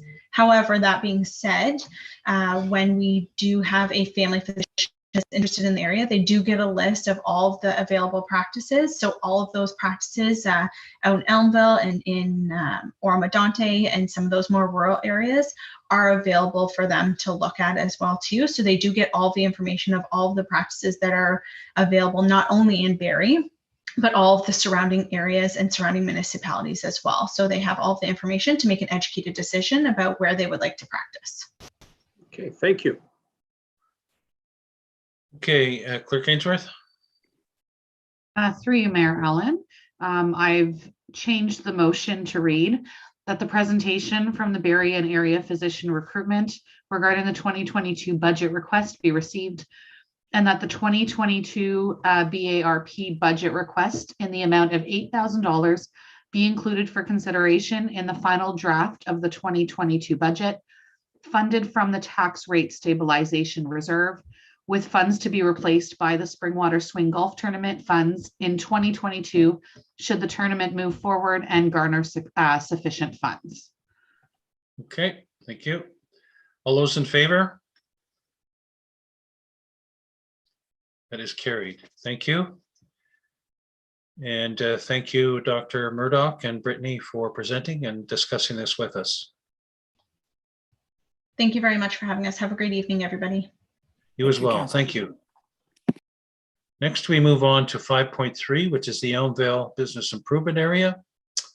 And we have with us Jay Schell, who is the president of the BIA, Sue Gilson, who's the treasurer, and Kim A. Ashworth, who's on the board. All three are on the board. So I welcome their presentation, please. Hello, everyone. First off, sorry for my attire. We had a fence blow down in the back, so I've been busy working on that. It was quite a storm last night. Sue, we've had some family issues with a couple of the kids, so Sue's not able to attend. So I'm going to take this over, and I'm not sure if Kim's attending either.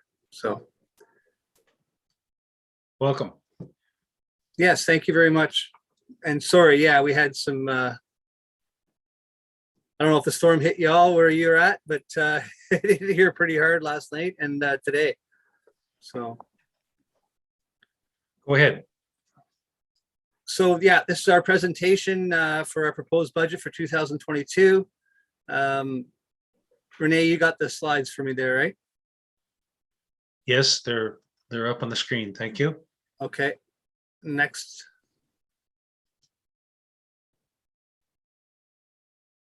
Just wanted to say that we've never been able to present what we do to the whole council. Just wanted to say that we are totally pro Elmville, and all we do is promote. And next slide.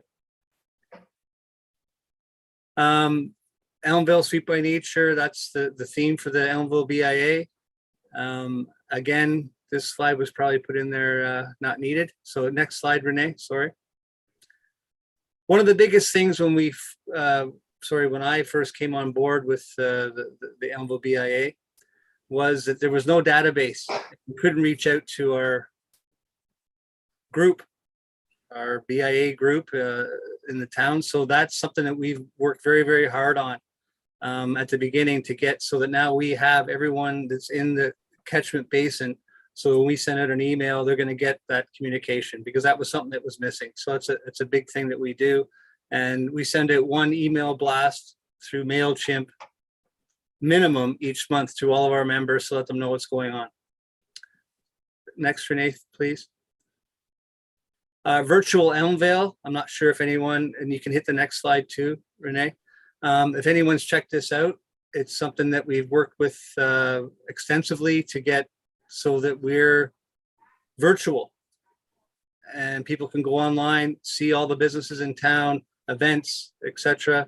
Again, I hope the council has checked this out. It's was quite a painstaking procedure, but now it's up and running, and we're getting between 400 and 500 hits a day. People coming and checking it out. Again, we all know about hits. We don't know how good those are, but we are getting traction, and it's growing. And next slide, Renee, please. Again, we started this in 2021, something we work with. George and Brianna were involved in it also, giving their input. It's needed. And one of the things that when I took over being the president of the BIA was that not much was getting done. So we reached out to the other BIAs that I find that are doing it the right way, i.e. Creemore, a couple other towns, and we actually went and visited them to talk to them, because to me, Creemore they're in the middle of nowhere, and they created something in 20 years, and the BIA was a big part of that. Yes, I know the brewery helped, but they had a lot of good ideas, and one of them was this. It was to create a virtual, so that we can, through the internet, grow all of our businesses. Next up, Renee, please. Social media, that's a big thing that we've embraced on. Again, as we know that this internet thing's not going away. People shop and they live and breathe through the internet. And we know that at Steelers here because we track people cruising through town, tourists, etc. And that's our goal, is to create people in town to come and visit us, but the tourists coming through, we want them to stop and enjoy our community. Next. So our target demographic through our social media is 18 to 65, male and female, within 75 to 150 kilometer radius on our limited campaigns that we do. And then we have our other campaigns that we sign on to that grow even farther. We highlight Elmville as a destination and everything, and hopefully everyone's seen what we've been doing. Highlight local events, and monthly to highlight 3 to 5 local businesses through social media and through other medias that we've created. Next up. So our social media platform, we spend more time with Facebook and Twitter and Instagram. Those are the 3 that you don't want to have everything. You want to have a few that you specialize on. And we do 1,200 plus followers on Facebook, 600 on Instagram. We do 15 to 20 posts weekly, $150 to $200 monthly on ads for plus major events. So these are ads for our businesses in town that a lot of them that need support. So we support them that way. And again, hopefully people have seen this. Paid posts on average reach 1,200 for smaller ads and 12,000 to 18,000 on bigger ads that we promote. Most popular are event driven, of course, Remembrance Day, well-established businesses like Elmville Bakery, Steelers, and Tiny Art Shack.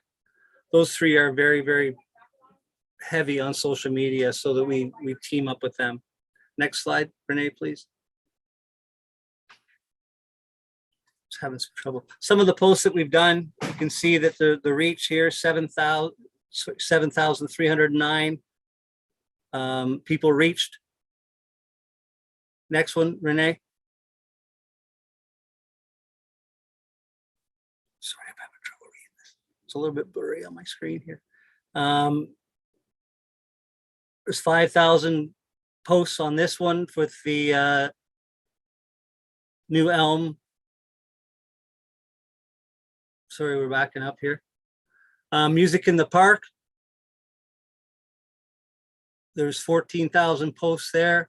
I'm not sure if everyone saw what happened with the Elmville Bakery. They were added to the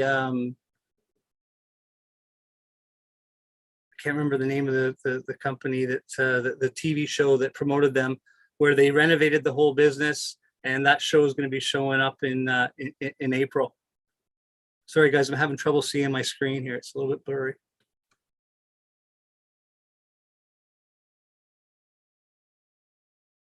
This is saying that we do promote the RTO7 grant program. Quite a few of the businesses in town have done that, and that's something that the BIA does, that we promote this to all of our members. So we kind of give them a little bit of a push so that they partake in some of the advantages of it. We did it. It was a bit of a process, but it does help for sure. Next slide. Springwater News, as you all know, we've teamed up with Springwater News with Michael, and now Linda's involved. They help us out fantastically. They let us do a promotion and show what our new businesses, etc., what's happening in town. And in return, we promote 2 new businesses and our whole group that they should use the Springwater News.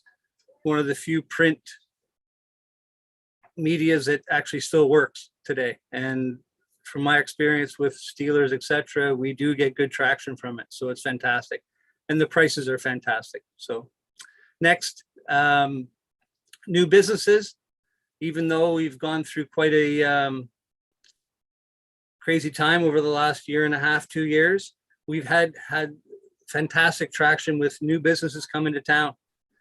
It's really nice to see driving down the main street, not seeing up boarded up and plastered up windows. Four Corners Tea Room, new opening. Georgian Bay Service Center, new owners, but it didn't close down. They're back up and running.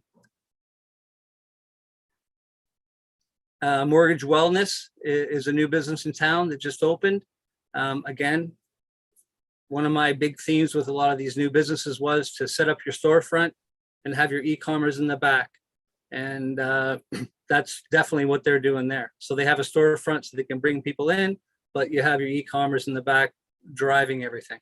Eagle Eye Accounting Services, brand new in town also.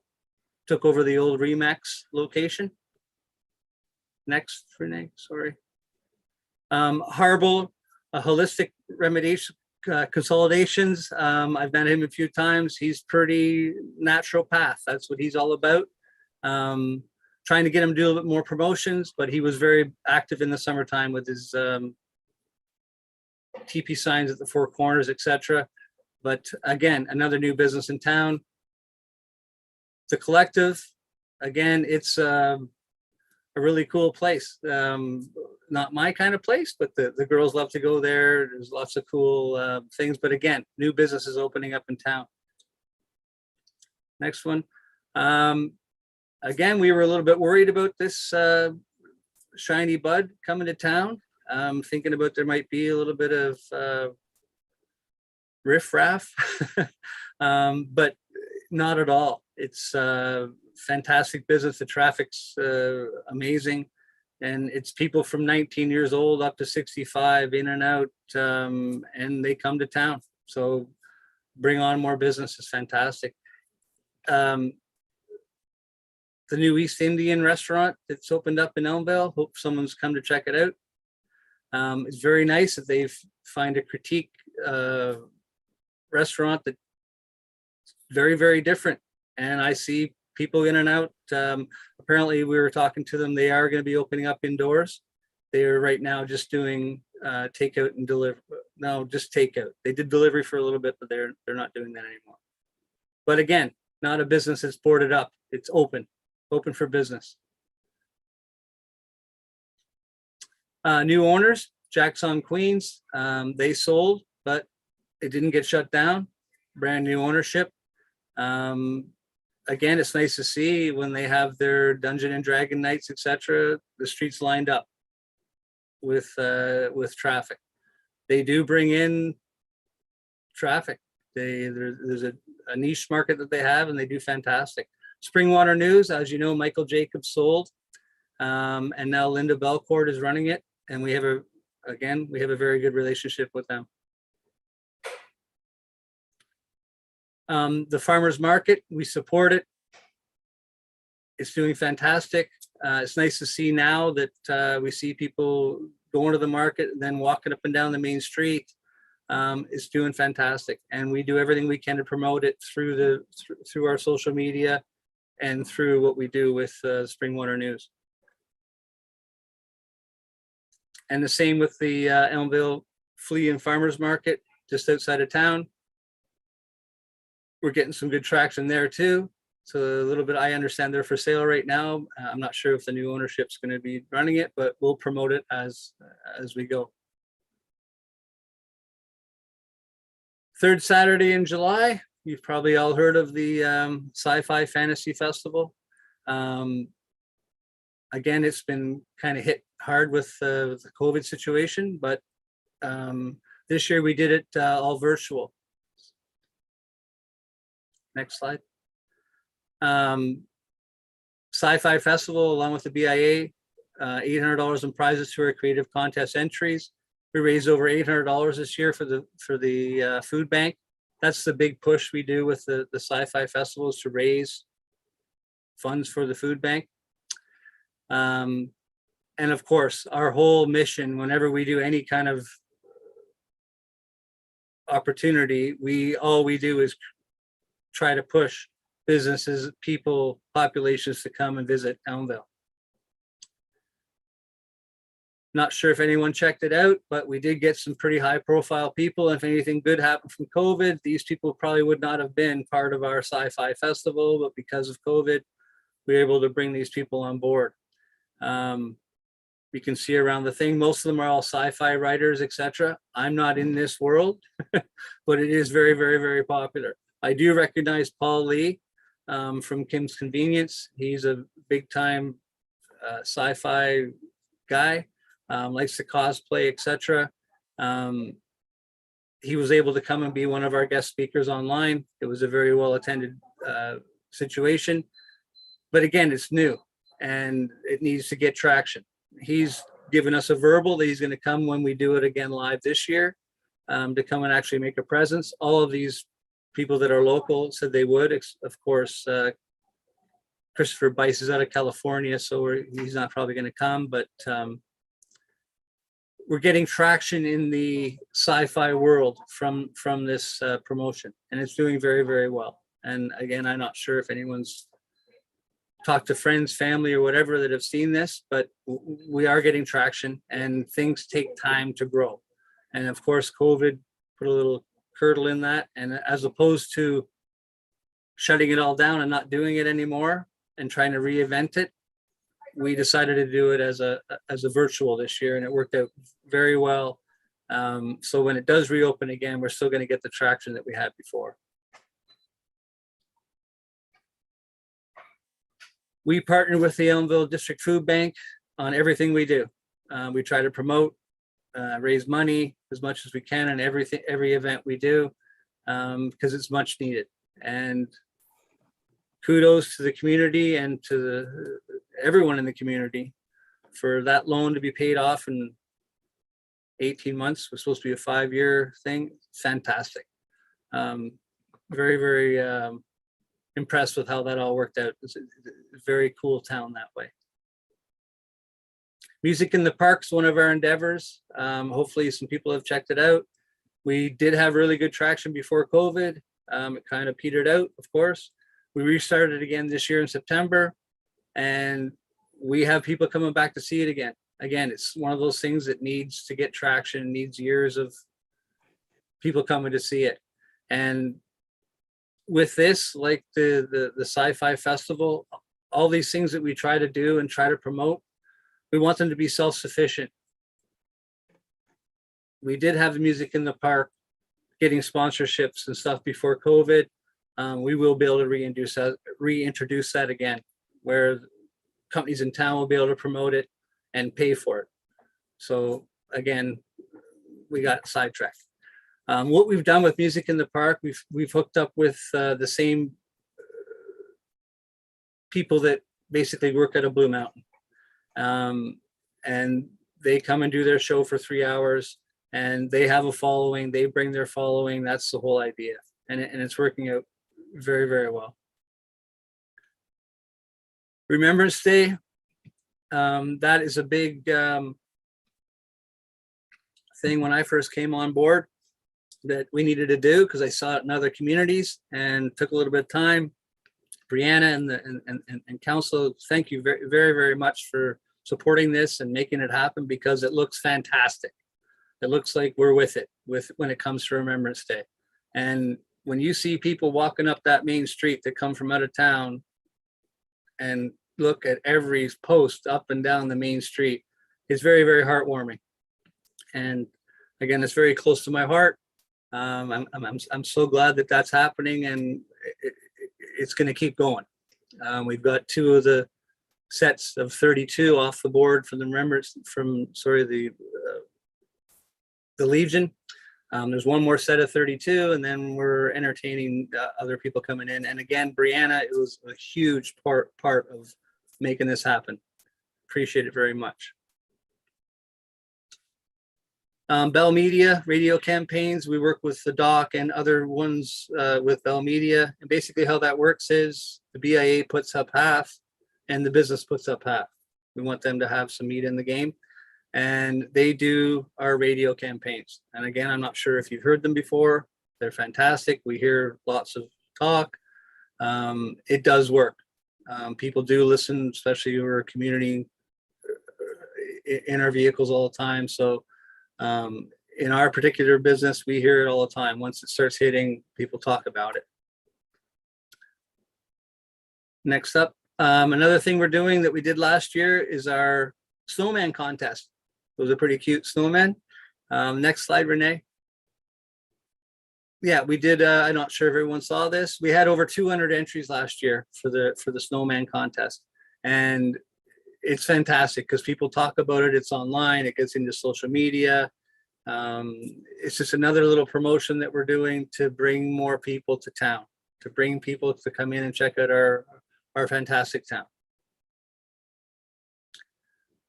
So Elmville BIA, that's at our November 18th general meeting, requested an increase to the budget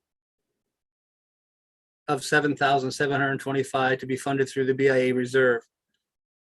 Due to the uncertainty of COVID's restrictions, we want to have this funding available to increase our efforts to social media advertising, etc., if the COVID restrictions are waived, so that we're able to open up other events, etc. We don't want to have to go back to the kitty. We want to have this there if we need it.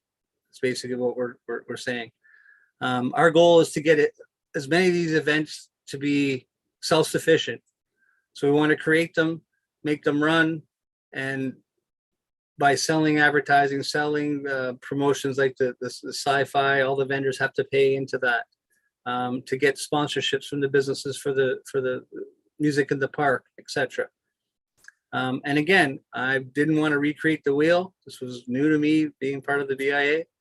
But Creemore is kind of my go-to when it comes to how they do it. And that's what they've done over the last 20 years. And the last, yeah, this is just us. This is what we do all the time. We want everyone to promote us. In your personal worlds, when you see a promotion on social media from the BIA, please share it. Please share it with everybody. Tell the business to update their businesses, to give us more info so that we can update their database, so that when we do stuff to promote, it gets done and people can see it.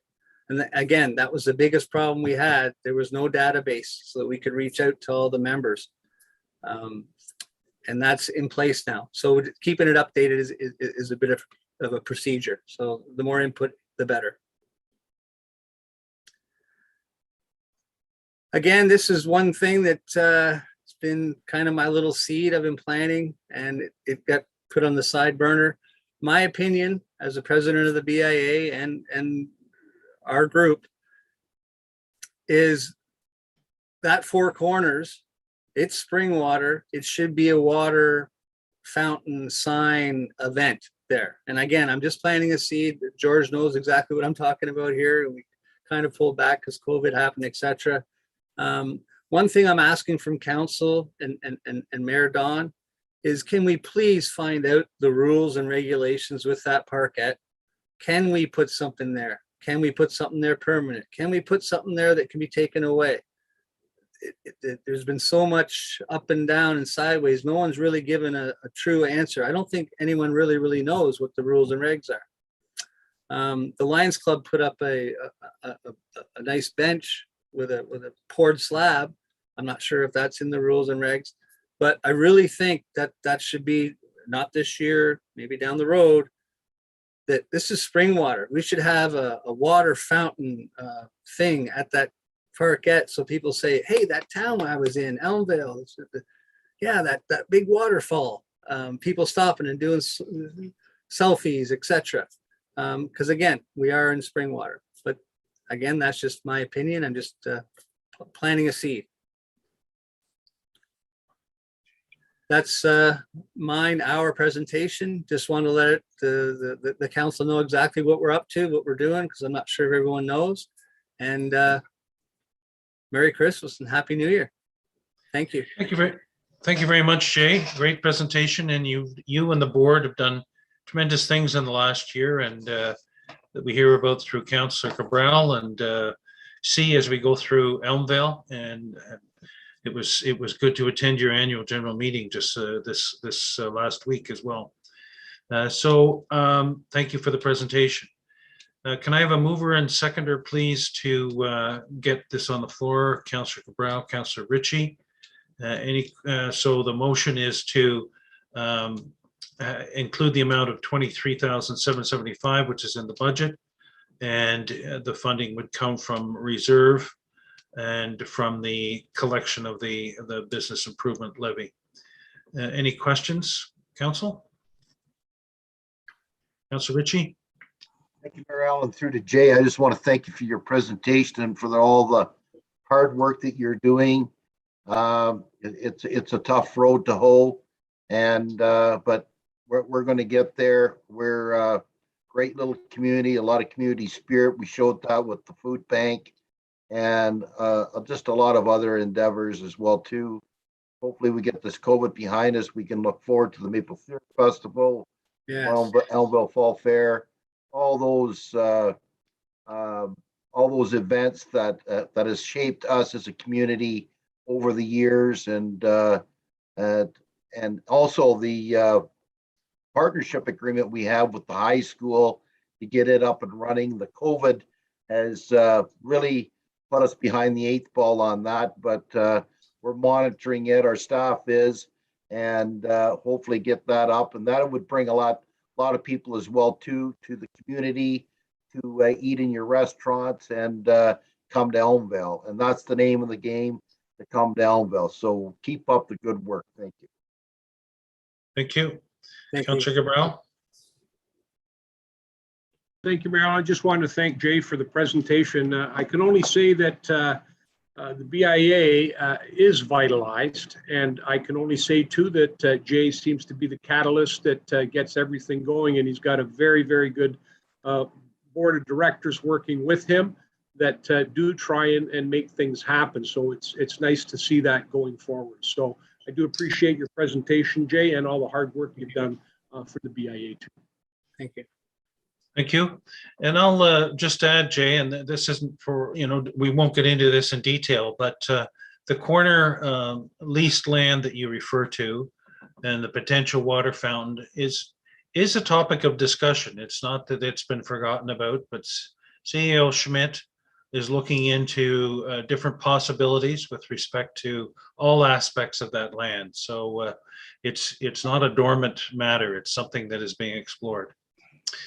So the motion is that the presentation from the Elmvale Business Improvement Area BIA regarding 2022 budget request be received, and that the 2022 Elmvale BIA budget request in the amount of 23,775.00 be included for consideration in the final draft of the 2022 budget, and that the 21,060 be funded through the 2022 Business Improvement Area levy, and 2,715 be funded through the BIA reserve. All those in favor? Mayor Allen. Clerk Ainsworth. Go ahead, Clerk. Thank you, Mayor Allen. In accordance with Mr. Schell's presentation, there is a request for a different amount from to be funded from the BIA reserve. So I did want to note that, that I would recommend a change to that motion. I also do need to clarify with Director Radigan on what the total amount of the request would be. If it would be $28,785 with $7,725 to come from reserve. Director Radigan? Thank you, through you, Mayor Allen. To clarify, can you please provide the figure, the additional amount they would like funded through reserves? The amount would be $7,725. So the total will be 32,000.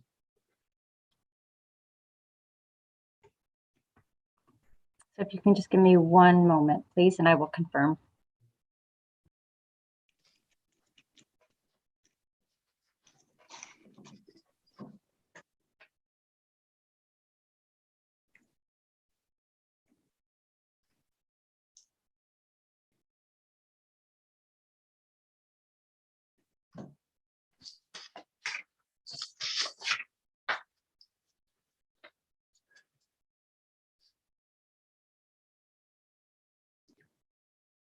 Thank you. Through you, Mayor Allen. Can we please confirm if the existing transfer from reserves of 2715 is still needed in addition to the 7,725? The additional, the 7,000 was in addition to the 2,700, I believe, Jay, was it not?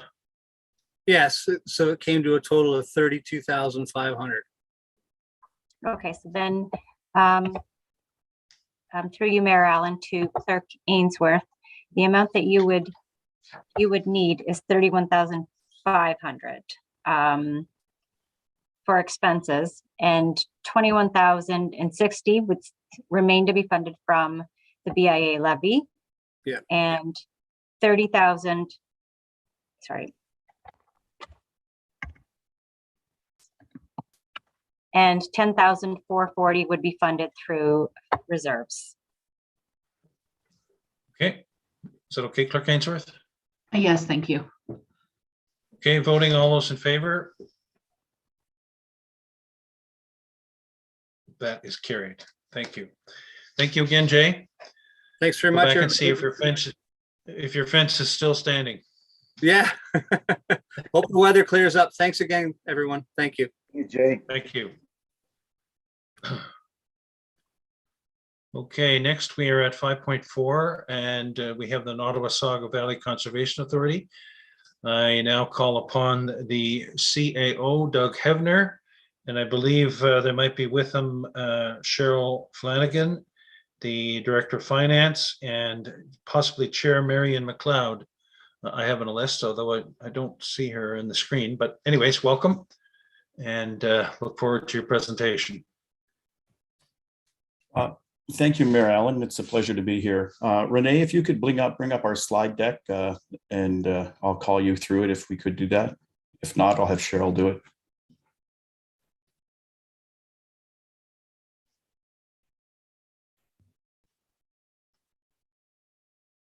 Yes, thank you. Just one moment.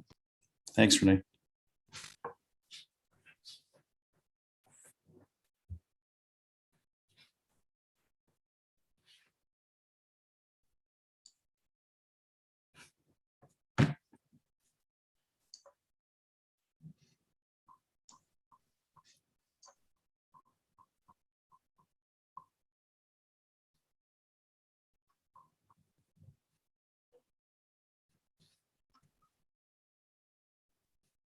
My apologies. I'm just having some technical difficulties with sharing my screen. One moment.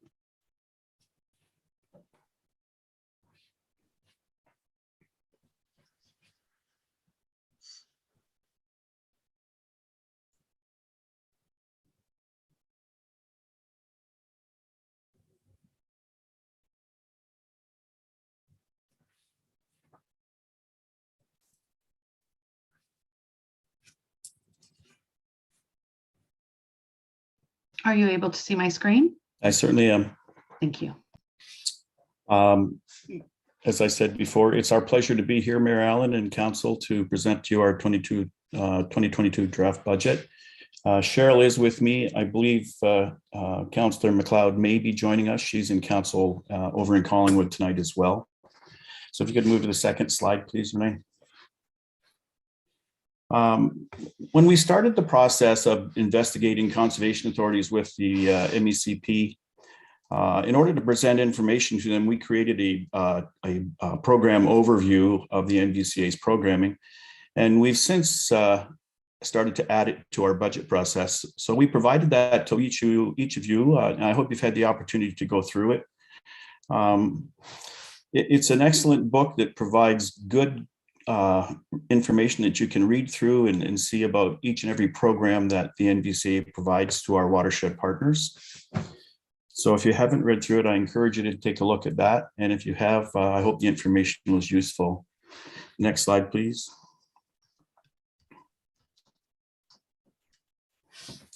I'd like to take you through quickly some of the 2021 accomplishments in our watershed.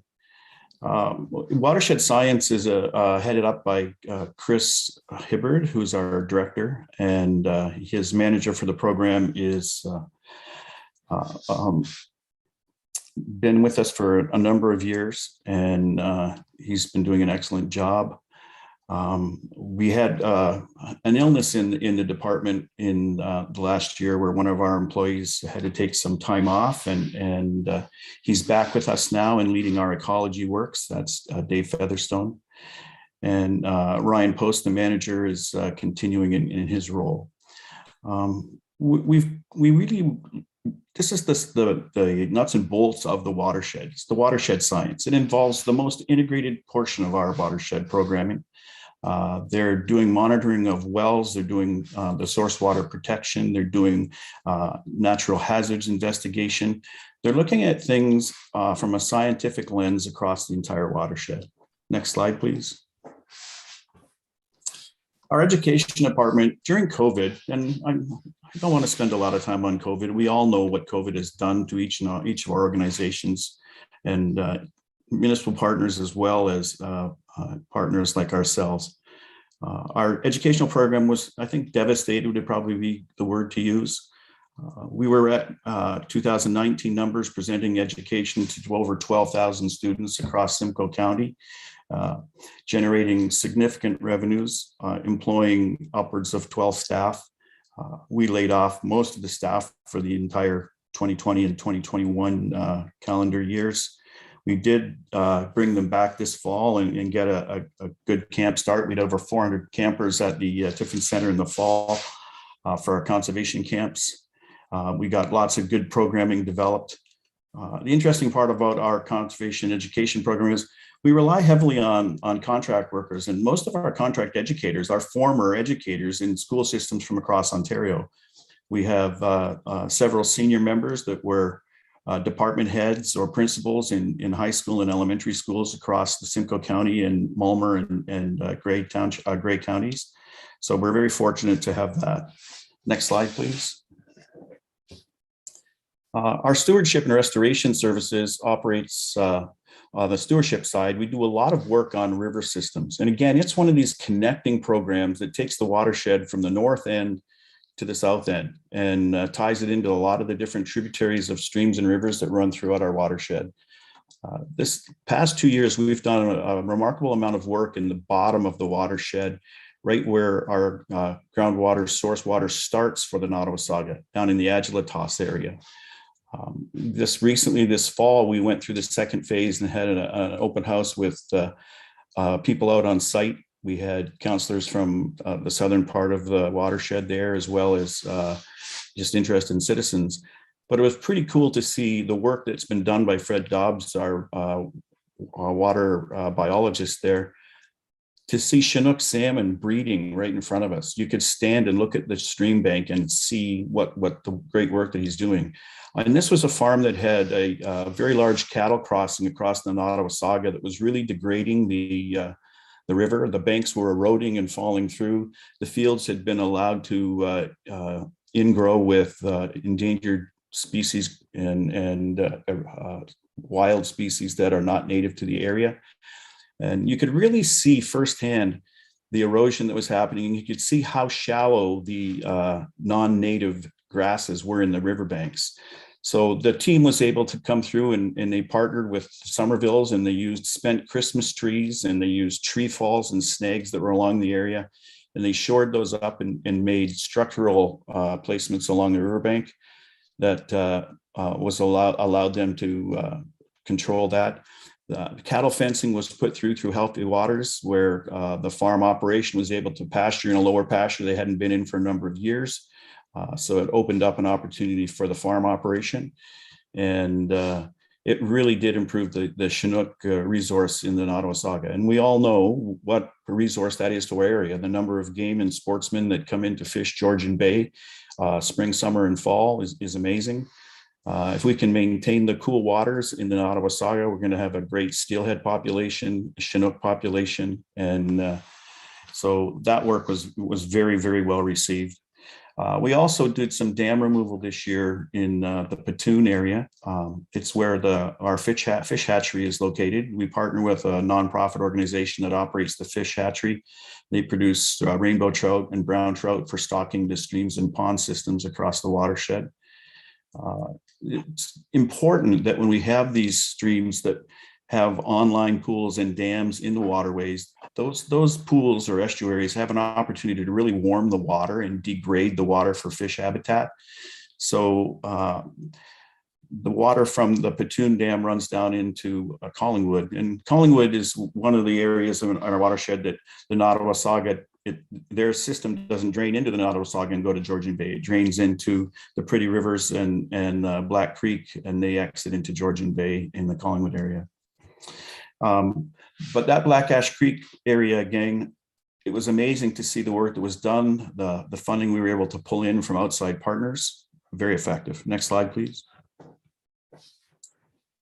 Tree planting, we've dropped back on our tree planting numbers in the last couple of years. When I came in 2017, 2018, we were upwards of 250,000 trees being planted by our forestry department. We did, however, in 2021, include almost 6.25 kilometers of windbreaks, which are vitally important. We've traveled, anybody that's gone down Crossland roads or down 29 in the winter and catches that's just cold pack and black ice off the lake.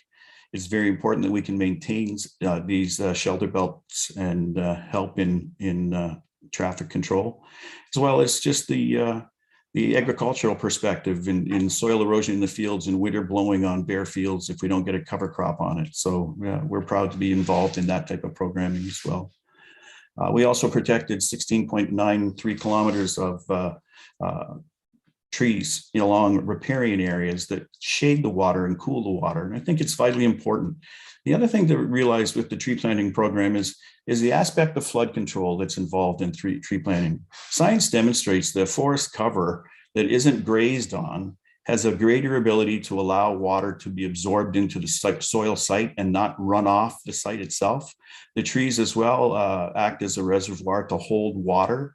So the forestry can be a very vital package here. And our forest program receives some levy funding from our municipal partners, but we were able to raise $289,000 outside of levy funding from partners like the Provincial Government, some other municipal governments, Simcoe County, forest associations like Forest Ontario. This year, we're going to be working with Trees Canada. It's the first time in a lot of years that we've been involved with them. We manage over 571 hectares of forest management plans that our forester, Rick Gilmeister, is very active on. And we don't just plant the trees. We plant the trees, and in year 2 and year 5 and year 8, we go out and we inventory those trees to see what the successes are and work with the landowners that may be refill planting or are improving their stands. Next page, please. Flood management is a very key aspect of Conservation Authority work. And as you were aware, the MECP reduced the flood management funding by 50%. That hasn't been brought back. So that's reduced our programmability.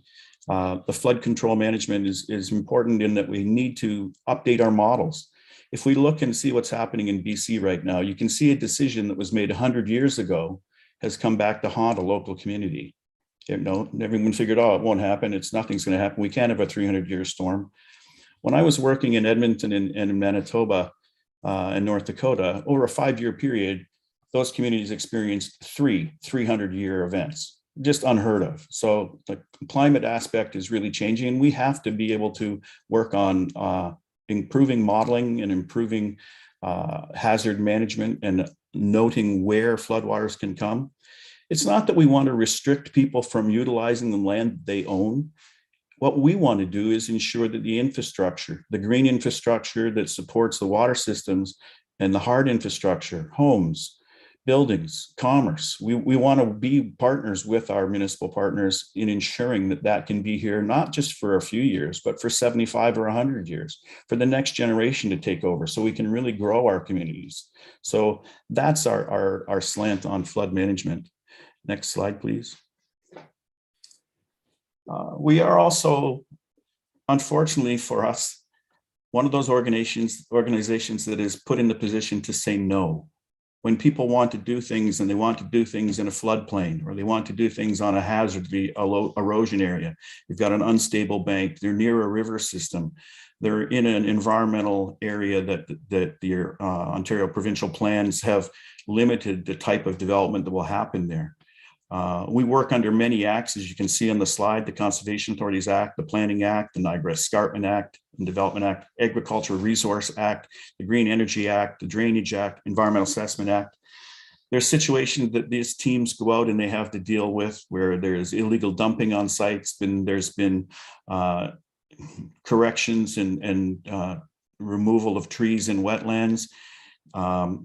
Private landowners have taken upon themselves to maybe do some unpermitted grading on municipal drains that may affect farmers downstream. It's important to note too that we have no stop work authority. We have no ability to go out when someone is actually physically breaking the law to stop them. We can ask them to please refrain. We can say they're non-compliant. We can restrict the ability to deliver a permit to them in the future. But we can't do any stop work. And when we do work to fine organizations, a lot of people are under the understanding the money's come back to the NVCA. When fines are awarded, they go directly to the province of Ontario, but we have all the costs. For example, we had one in Oro-Medonte where we expended over $28,000 in legal costs, and the fine was nominal, $1,500. We did get some restoration back to the site, but we're on the toe for quite a bit here sometimes when people do go out on the limb and break the law. And I think it's important that our municipal partners understand that as well. Next slide, please. Conservation lands. We have over 13,000 acres of land that we own in the NVCA. And it's important to note too that we didn't spend money from our partners or from our levy to go out and acquire these lands. We didn't go out with the intent of let's go buy this land. All of the properties that we have in our rota have been donated to the NVCA by people that want to see and ensure that green spaces continue in this wonderful area that we live in this watershed. You look at back in the early 1900s and the denuding of the Niagara Escarpment and the effects it had on the basin. We've got to remember that we're a riverine system that runs from the southern end of our management to the north end, supported by 18 municipalities. And that integrated approach of understanding what's happening in Agilitas at the same time that you know what's happening in Mulmer, at the same time that you know what's happening in Barrie and Innisfil, and the effects that those systems are going to have on the Nottawasaga River, that's that integrated piece. And so when we make decisions in the northern part of our watershed that we decide to reduce or restrict involvement in programming, it may grossly affect the riverine system that we're charged with caring for. Next slide, please. So looking forward for 2022, our focus since 2018 has been on regulations and has been on an understanding what the Ministry of Environment, Conservation and Parks wants to see from the NVCA and the 35 other conservation authorities across Ontario. We'll start to implement the regs for Reg 686, 687, and 688 within the transition period from 2022's budget to 2024's budget. There's interesting, when Minister Urick spoke in his letter a number of years ago stating that there were core programs, and if you're not doing a core program, you can't do that type of work and you should stop it immediately. That's certainly not the direction that's coming from the ministry now. The ministry is recognized that the work that conservation authorities were doing and are doing is within the Conservation Authorities Act's mandate. What they're looking at now is they want us to work harder with you as our partners to understand what programs are funded and what are the benefits for the community and what are the costs associated with those benefits. So that's something that we'll be transitioning through over time. I spoke with your CEO last week and informed Jeff that on December 1st, we would be releasing our transition plan to the CEOs of our municipalities and MECP. It will be a skeleton of how we propose to move through 2022, 2023, and 2024 in order to become compliant to the new legislation. So that's what we'll do. One of the things that's also important is that the government recognizes the importance of integrated resource management. In fact, we're expected, one of the major expectations is to develop a resource strategic plan for integrated watershed management. Fortunately, with your help and the other 17 members in our watershed, we provided a 20-year horizon on integrated watershed management in 2018 for the Nottawasaga Valley, and supplemented that with a 5-year strategic plan that comes through to fruition in 2025. So the timing's working out really well as we move through this system. Again, all of our teams are working really hard, and we do want to try and be more accountable and reduce the costs. You've heard government say many times, reduce the red tape, stick to your basic work, identify the work that's core to us. They've identified that work in Schedule 1, Schedule 2, and Schedule 3 types of work, and we'll be into more conversations in the course of the next 2 years on that. Next slide, please. So some of the budget pressures we faced, I've already touched on COVID. COVID had severe impacts on revenues for us. In 2021, we were impacted on our wedding revenue, our spring tonic revenue. Just the social interaction with our community was restricted. Our programming with Simcoe County was restricted drastically. Our monitoring program was reduced to going out to on-site well properties. Our source water protection, we tried to get out and do as many site visits as we could. We were certainly challenged there. I think Cheryl refers to this next point. The provincial transfer payment is like being on a hamster, being on a wheel. It just keeps rotating. The money was removed from the conservation authorities in 1995-96 budget year, and there hasn't been an increase since. So when you're looking at budgets and you're looking at growing, there's always incremental growth within your budget. Your tax base grows, your budget dollars grow, you increase your revenues and you grow your organization. Our primary funder, the province of Ontario, has pulled out to the point where they actually fund less than 2% of our budget right now. So it's really put a lot of emphasis on trying to find other ways to fund things. In the NDCA, we have certainly become very entrepreneurial in that, but COVID has really cut back on those things. Like you're all aware, insurance benefits and premium costs are just skyrocketing. I think what's happening out west is going to percolate across the country eastward, and we're going to see insurance increases. We're going to see a reevaluation of where things are built and how things are built, and it's going to cost you. In 2020, we saw 2021, we saw a 17.4% increase just in premium insurance alone. And then we had an additional 4.6% increase to insurance again on that. So like 22% hit into our budget just on insurance alone. Our property taxes don't go down. We are landowners and we do have to pay property taxes. And you're saying, well, why don't you get out of the land game? But the land that we hold is protecting green space. It's acting as a resource for flood management. It's habitat development. It's that wonderful green space that makes Simcoe County and the municipalities in it so wonderful. So maintenance costs continue to climb. Software support. When the budget, or when the COVID situation hit, we were working in the office with the staff. We were able to seamlessly move into a virtual environment. We had to take on expenses in acquiring Microsoft Word or Microsoft 365 Teams. It allowed us to make that transition. I felt we were very, very proactive in supporting our municipal partners. And those are costs that we didn't have in our budgets that we had to try to make up and cover. Next slide, please. So how are we addressing these pressures? We really looked hard at how we can become more responsible for our budget to our municipalities. We looked over the budget, we looked at it and evaluated 3-year trends. One of the things that we did is we eliminated one staff member through attrition, and we haven't brought that person back. We've managed to work through some contract movement and reduce that amount of money, so we were able to put it back into our budget. We have done a forensic look at all of our expenditures to see where any savings could be found. We've increased potential revenues wherever we can find it. So the budgets you were looking at that we sent you over earlier, you had a chance to peruse, we developed a guideline and we'd suggested a $90,000 increase to our budget for this year. And it was approved at our board meeting by our board to go out to go back to the table and try to maintain that budget rate or less.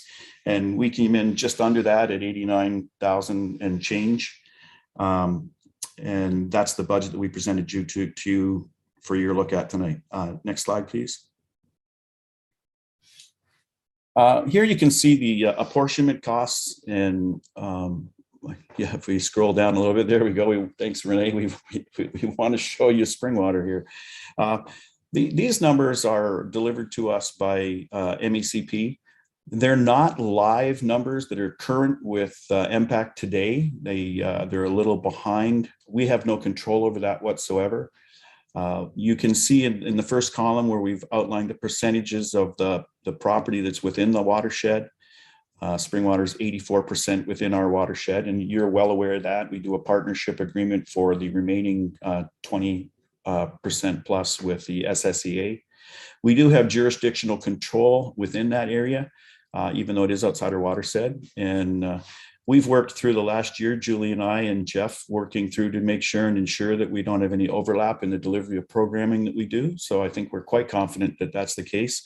We've worked really hard to develop MOUs for our tripartite agreement.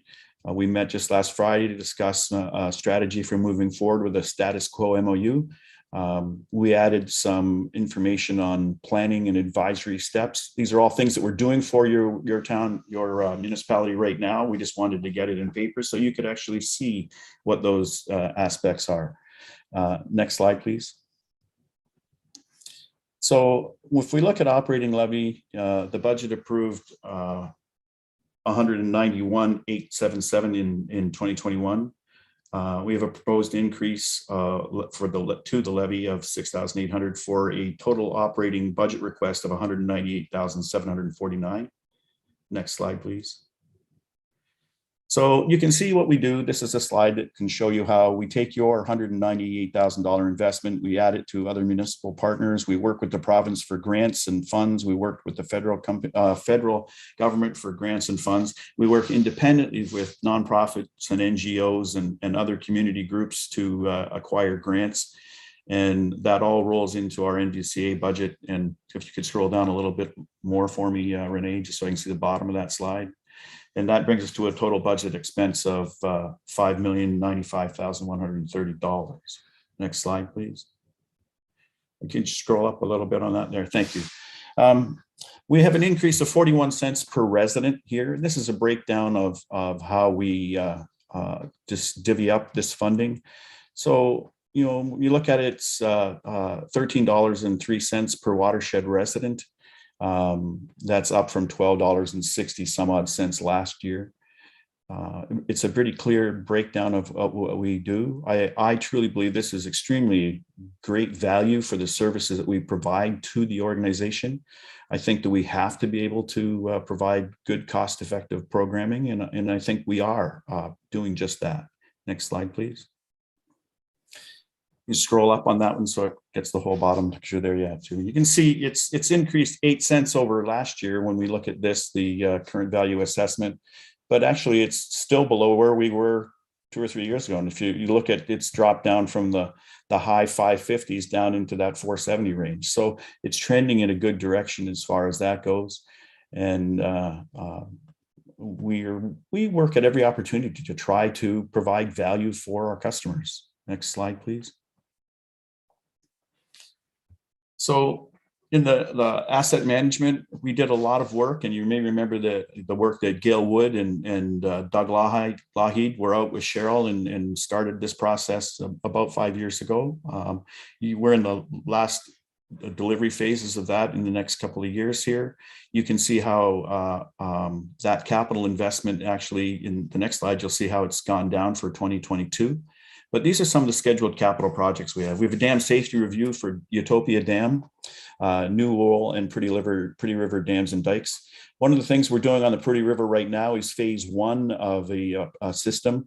The Pretty River Dike was developed as a dike system, as a water management protection system. It allowed development to happen on both sides of that system as it flows downward from the top of town into Georgian Bay.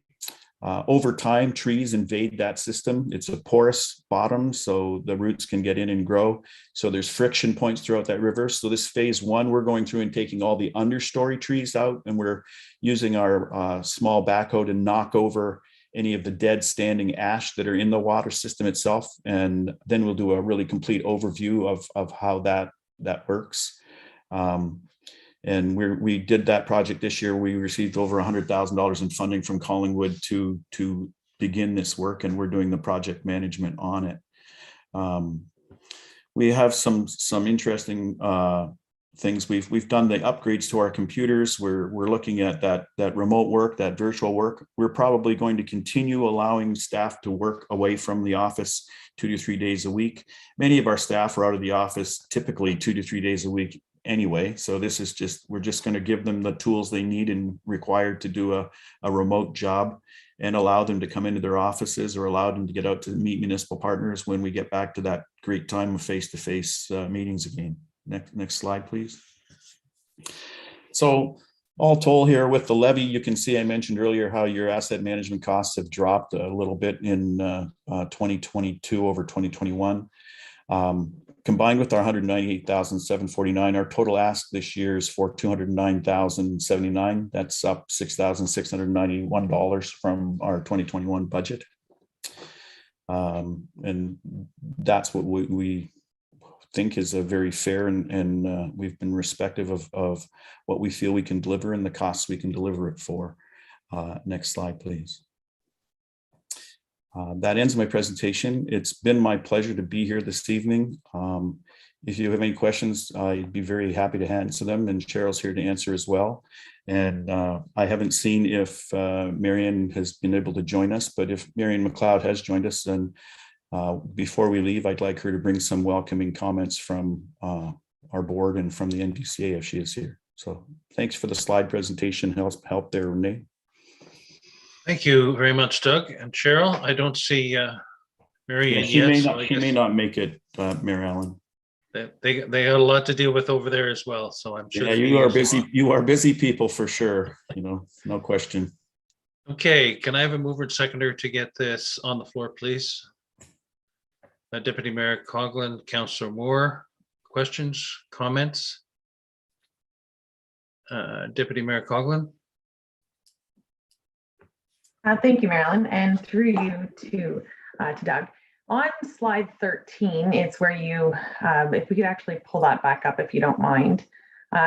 This is where I think for the first time I've seen spring water less than 100%. So, however, the calculation at the per person is still at 100%. So I'm just curious if you're recognizing that 84% is the watershed. How is the population of spring That's water? just how much is in our watershed, Deputy Mayor.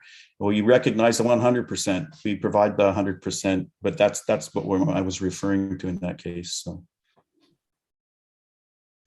Thank you. And if I can finish the question that I was asking. Oh, sorry. My apologies. If you take a look at the other municipalities, for example, other ones that are recognized at 100%, the municipal population, then the CA jurisdiction would be the entire municipality. For municipalities where there is not 100%, there's a reduction in the, I'll go to the third column. However, in Springwater, even though we're stated at 84% in CA and our municipal population at 16,734, our population in CA is still at 100%. So I'm just curious how that calculation would vary from. It's not population based. It's the percent that we're in our watershed. In our watershed, of the 100% that we cover, 84% is in our watershed, and the remainder is in the Severn Sound watershed. That's 100% of the township. And the levy is calculated on 100% of the watershed by MECP. And so if I may, Mayor Allen, through you. Yes. Thank you. So if we take a comparator, whether it be Clearview, Collingwood, or Wasaga Beach, with the number at 100%, the population doesn't change. If you take comparators at Agila-Toss at 96%, Bradford West Willenbury at 23%, the population then changes. So I'm just curious how, if the NVCA is recognizing 84% of our population within your watershed, how is it that 100% of our population on your chart? To me, there should be I have a really good explanation for this. I just got a click from my financial person. That is a typo. It should say 100%. Okay. I see CAO Schmidt has some input on this, please. Thank you, Mr. Mayor. And just further to the comments the Deputy Mayor has made, it's my understanding that a former council of Springwater back in the early 2000s made the decision to actually have the MVCA provide full coverage in the municipality, and hence why the MVCA is providing full coverage, 100%, if you will. So there is no reduction, although the MVCA watershed, in my understanding, does not cover the full township. A former council decision by Springwater was made so that the MVCA would cover 100% of the township, and hence we are responsible for 100% of that levy. That's my understanding. If I may, through the mayor, could Cheryl come in on this? She has a comment to make if she could, please. But just before she does, so what you're saying is that 84 number on slide 13 should be 100? Yes. Okay, go ahead, Cheryl. Thank you, through the mayor. I don't know what happened in creating this slide. I just realized it, but everybody from Essa Township downwards, so Innisfil to Springwater, all are incorrect percentages. Everything else is the same, but all of those are incorrect percentages. Innisfil is actually 43%, New Tecumseth is 93%, Oro-Medonte is 78%, and Springwater is 100%. So like I said, I apologize. When I created, I just copied and pasted, and apparently it went sideways when I created this slide. It should be accurate though in what I sent to CAO Schmidt previously by email. Okay, Deputy Mayor, you had a follow-on? Thank you, Mayor. I guess my next question would be further to CAO Schmidt's comment then. So to the NVCA, when it was the municipality who chose to increase our coverage from the identified percentage to 100%, what is the identified percentage then with the NVCA? I believe the split is, I don't have the number in front of me, Deputy Mayor. I'm sorry. I can certainly get you that number, but it's approximately 20.8, and then the remainder would be in the NVCA. The SSCA is at 20 or 22.8. I can't remember the number off the top of my head, but that's the split approximately. That's in Severn Sound. Go ahead. And understanding different paths that we've taken in previous, how would a council of the day then reverse that decision? Or is that now part of the act, the CA, the Conservation Authority Act? You'd have to petition the province of Ontario to ask to have jurisdiction removed. You would become responsible for the jurisdiction. and adhering to the Conservation Authorities Act.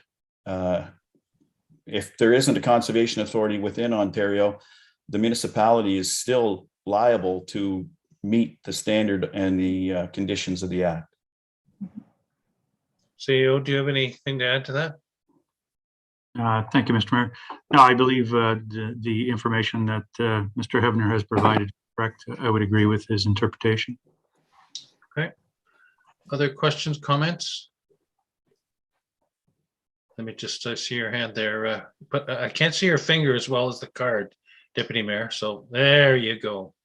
Follow on. Go ahead. Thank you. And then so with the 7.18, the percentage, does that change, or that's when you said that all the other municipalities below us? So from what I understand, if other municipalities' percentage changes, then ours would as well. So does our percentage change then if ESSA down, if those 5 or 6 municipalities are not calculated properly? Cheryl?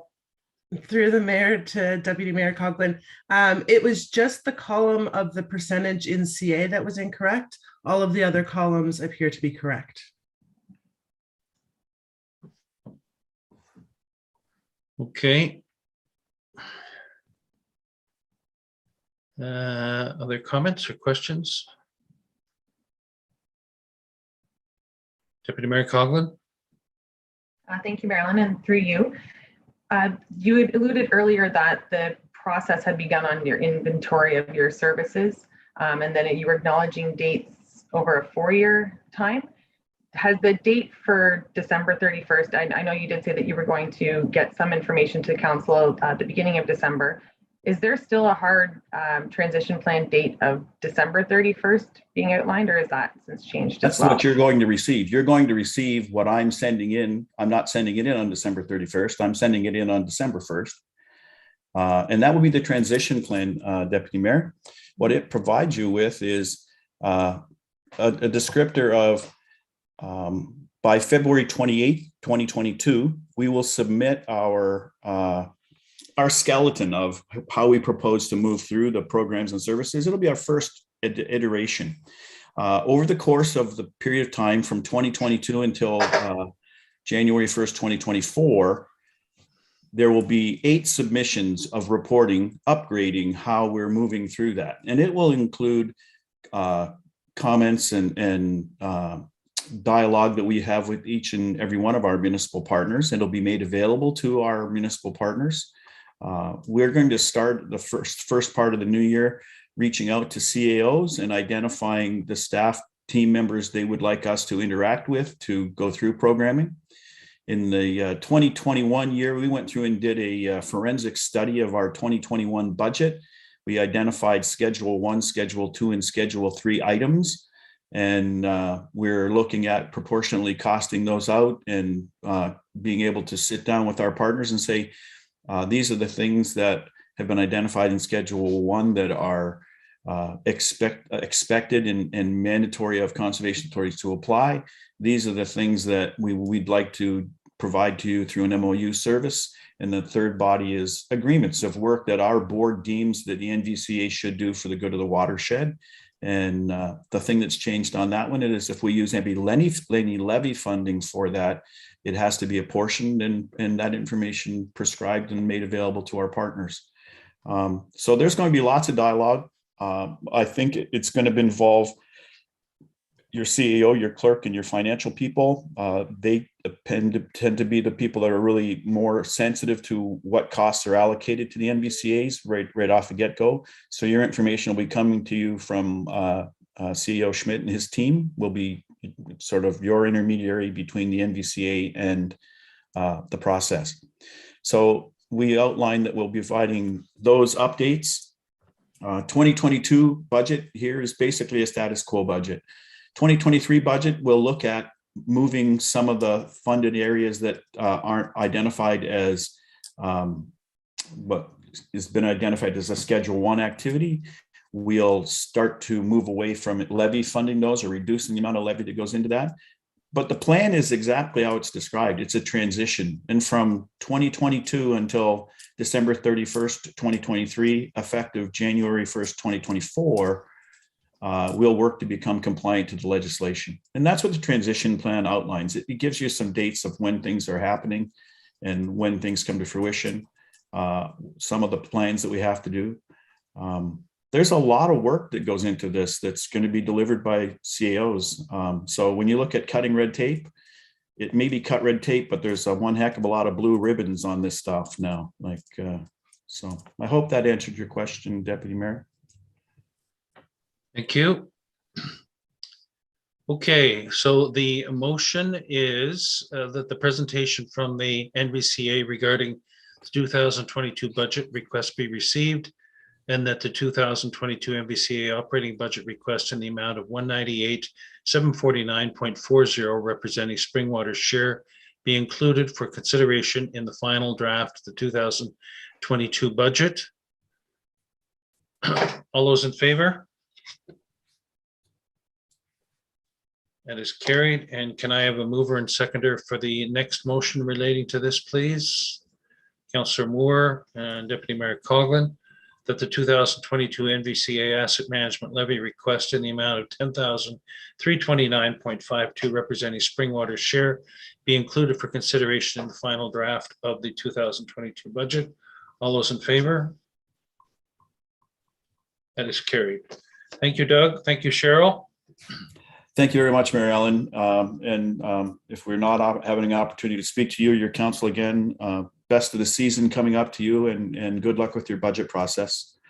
Thank you. If there's any questions, don't hesitate to reach out. Okay, thank you. So next we are at 5.5, Severn Sound Environmental Association. We have patiently waiting on the screen to present, last but not least, is Julie Cayley and Aisha Shandet and Melissa Carruthers. And so I welcome you to go ahead and start. Thank you, Mayor Allen. I'm just going to, I was going to be really smooth about sharing my screen, but apparently not. So before you start, yes, sir. If you get rid of those slides that are vertical on the left by going full screen there, that makes it bigger because there's so many different little screens open here, and I've already missed some cards or delayed responding to some cards and been getting texts to admonish me about that. So thank you. Thank you.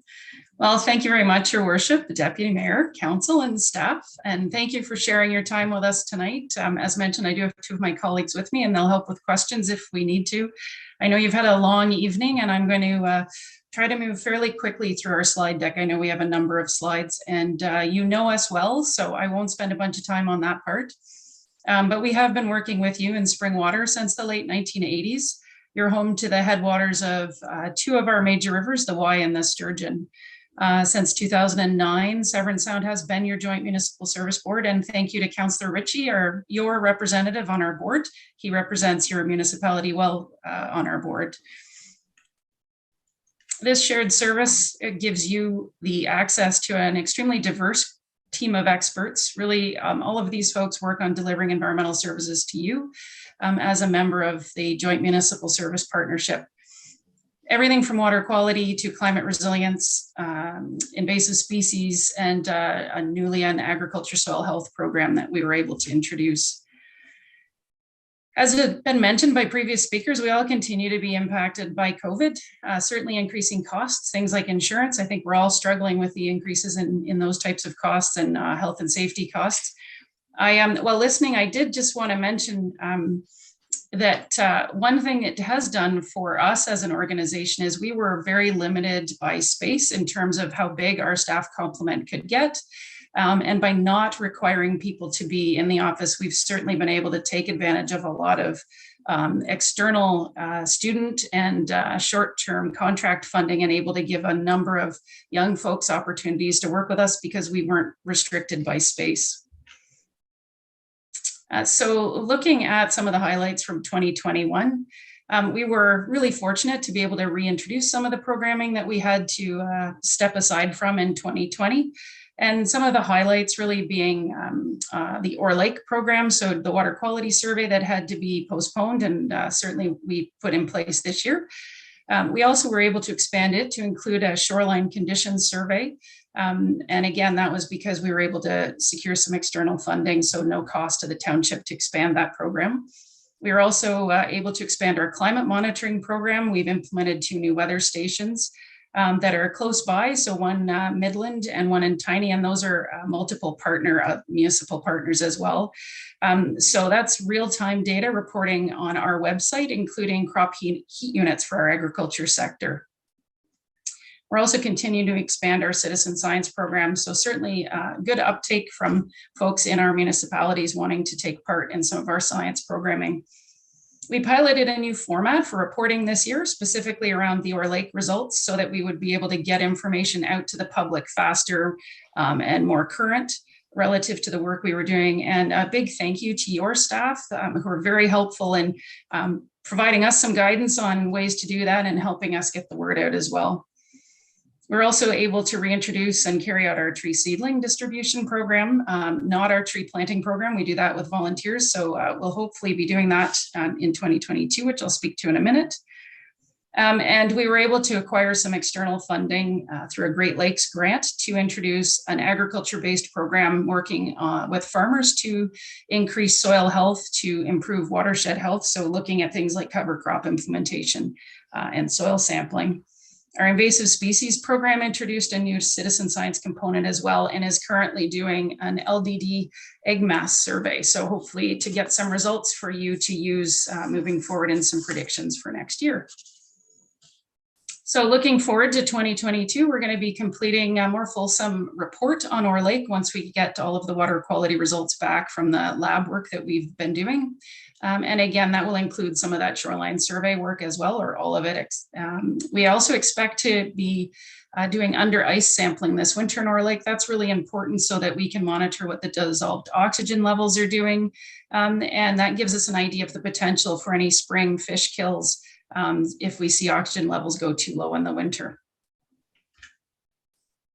We're also excited like I mentioned, we're going to be offering not just the tree seedling program, but our tree planting program. So looking for tree plant sites to work with volunteers in our watershed. And we're also looking to try to extend the Healthy Soils, Healthy Watersheds project. So we're currently in the process of looking for external funding for that as well. And again, that's specific to our agriculture community throughout the watershed. You'd also note each year in the letter, we provide the opportunity to join the Sustainable Severn Sound project. And I know there'd been some question about what exactly is involved in that project. And to let you know, or you probably already know, your staff have reached out to us to get a bit more detail. Really, these 2 slides are similar. This is more specifically what we see it being able to offer in the short term, being climate planning. So currently we support our other partners for their work in the Partners for Climate Protection, the PCP program. This is a program through FCM and ICLEI, and it's municipal-based 5 milestone greenhouse gas reduction. So measuring and reporting back and looking at places, climate action plan in places to reduce those impacts. I think most importantly at this point is that obviously these are sort of the hot topics, looking at climate and adaptation and resilience planning. But your staff are working with us, and we're hoping to be meeting with them in the near future to discuss more in terms of we're currently refocusing the program a bit and what you as a municipality would be interested in if you were to join. So I'm also in this slide just providing some examples of what current members, so those members being Midland, Penetang, Washeen, Severn, Georgian Bay, Tiny and Tay, and some of the specific work outside of the PCP programs also included on this slide. So things like we have a municipal climate leadership committee that they're involved in, supporting them with funding applications for GHG reduction work. And supporting them in some of the other complementary programs. So if they're B-Cities membership, we can help support some of those as well. And working on doing bylaw scans for them if they're looking at creating new bylaws under some of these programming for themselves. So that brings me to the request, which I know you have in front of you. So our core request this year is 81,813. Our original request was actually, and you might remember in our chart we provide every year, was a 5-year plan. Our original budget was a 4% increase. Our board asked us to work to reduce that to a 2%. So today what I'm presenting to you is a core increase that has been reduced for us. And the total increase for you under the core is $1,604 from the increase from 2021. The tree distribution program is no cost. We just look for in-kind support from the township, which we're grateful for every year. And the Ore Lake project, because that was already paid for and deferred, obviously is not, won't have a dollar amount on the budget this year.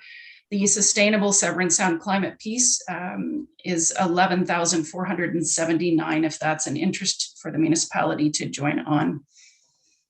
So I will leave it at that at this point. If there are questions, I really thank you very much for your ongoing support and for your time tonight. Hopefully I didn't just run through that too quickly, but I imagine you are probably eagerly looking towards the end of a meeting at this point, and I'm sure you have some questions. Thank you, Julie and team, very much. So can I have a mover and seconder to get the first item? Deputy Mayor Coughlin, Councillor Ritchie. Questions, discussion? That's a very good presentation. Thank you. Thank you. Councillor Ritchie. Thank you, Mayor Allen, through to Julie. Thank you for the presentation that you've put on. You do tremendous good work. And I will continue to support you wholeheartedly. Thank you. Thank you. Who else, please? I didn't catch. Got a card up or comment? I have a question. So going back to the, oh no, we're not at that one. So that's the next one. We're talking about the base budget here. So, all right. So we have a mover and seconder. I'm not seeing any other cards. So the motion is that the presentation from SSEA regarding the 2022 request be received, and that the 2022 SSEA operating budget request in the amount of $81,813 representing Springwater's share be included for consideration in the final draft 2022 budget. All those in favor? That is carried. Mover and seconder for the next motion, please. Councillor Ritchie and Councillor Moore. Discussion with respect to this. I have a question, please, Julie. If you go back to the Severn Sound, the one pertaining to this, Sustainable Severn Sound, they're not numbered, but okay. So climate planning, can you describe a little bit more of the first point there? Yeah, so the actual Partners for Climate Protection program has a 5 milestone framework. So you would be at the first milestone step, and in that you do both look at your operations and the greenhouse gas emissions, but also out of that you work with our support to develop a climate action plan specific to the municipality. So the PCP program that we've been helping deliver for the other partners is specific to the municipality itself and the municipal operations. And so that action plan would give you targets in terms of annual ways to reduce those emissions. And what time commitment is involved to produce that, working with our staff, your staff working with our staff? What time commitment, and what's the time frame of coming up with that report? Thank you, Mayor Allen. That's usually those, I'm not sure, honestly, if that milestone is what the time frame has been to produce those. I can certainly go back to our other municipalities. Most of them are currently at the 3rd milestone. And look to see what kind of time commitment was involved from our standpoint and theirs as well in order to do that. I mean, climate change, we're hearing more and more about it, obviously. So we have to consider being more proactive with respect to our approach to climate change or our strategy plan with respect to it, in my opinion. But I open it up for comments from council. Go ahead, Councillor Hannah. Thank you, Mayor, and possibly through you to our CAO. I'm just wondering if there's any duplication in some of the things that are planned. For example, on the project justification sheet, point number 2, it says participation in the watershed-wide municipal climate leadership committee attended by Severn Sound SSEA partner memberships, CAOs, council and staff representatives. I'm just wondering if there's any duplication in some of these things that our staff already might be doing. CAO Schmidt. Thank you, Mr. Mayor. Through you to Councillor Hannah. Councillor Hannah, sorry, you're referring to a certain slide, sorry? No, sir. It's the justification sheet that we have in our budget binder, point number 2. I'm just wondering if, I've just used that one as a point, but if there's any duplication in what Severn Sound is proposing that we as a township staff may already be doing. Councillor Hannah, pertaining to the sustainable Severn Sound, or generally? I'm talking about the yes, sustainable Severn Sound. I'm talking about the program change. Okay. Through you, Mr. Mayor, to Councillor Hannah. So Councillor Hannah, as Ms. Gailey had mentioned earlier in her presentation, we are staff, myself and a couple other individuals are planning to meet with Ms. Gailey's staff in the very near future here to discuss this program in more detail, to try to get a better sense of what is being offered.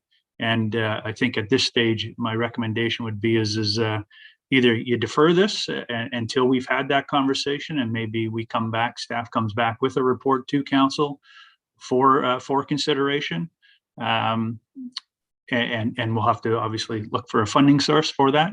But again, I think to the mayor's comments, and climate change is something that's obviously significant. And I'll be honest with you, we've had some preliminary discussions with staff, and I'm not aware of a climate action plan in the township or for the township. And so this might be an opportunity that council might want to consider walking this path. But again, I would be remiss to say go ahead and support it without really having a good understanding of what the program is, to be honest with you. So, follow on. Thank you, Mayor.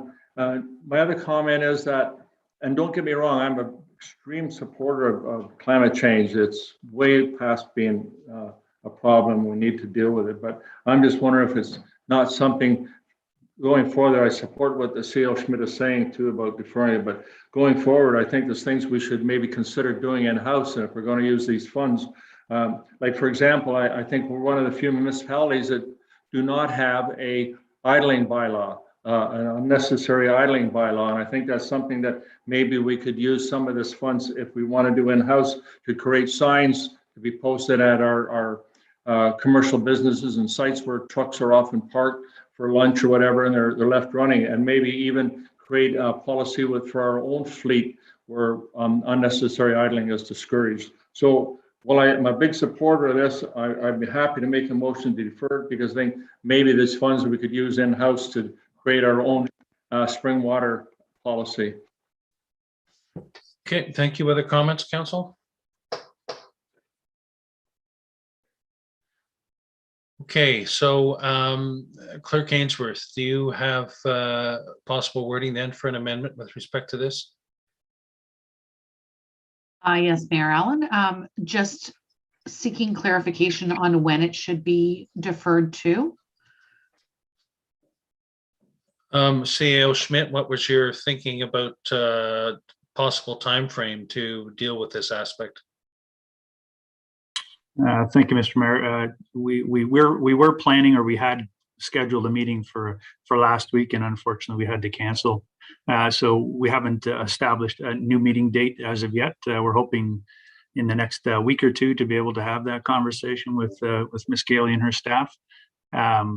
again, subject to that, whether or not we considered as part of deferring it until December 16th, if you will, and a motion could come forward at that time, because that is the date for the motions that we're looking for from council. Subject to that, if we're not able to meet, then we'd be looking as a separate staff report to come forward in 2022. And then at that time, we would have to seek a funding source too, should council wish to pursue this. Well, I think after that meeting with SSEA, it'd be good to try to at least reconsider it in the budget process. So I'd say December 15th, Clerk Ainsworth in the amendment, and we'll see whether that is agreeable. Okay.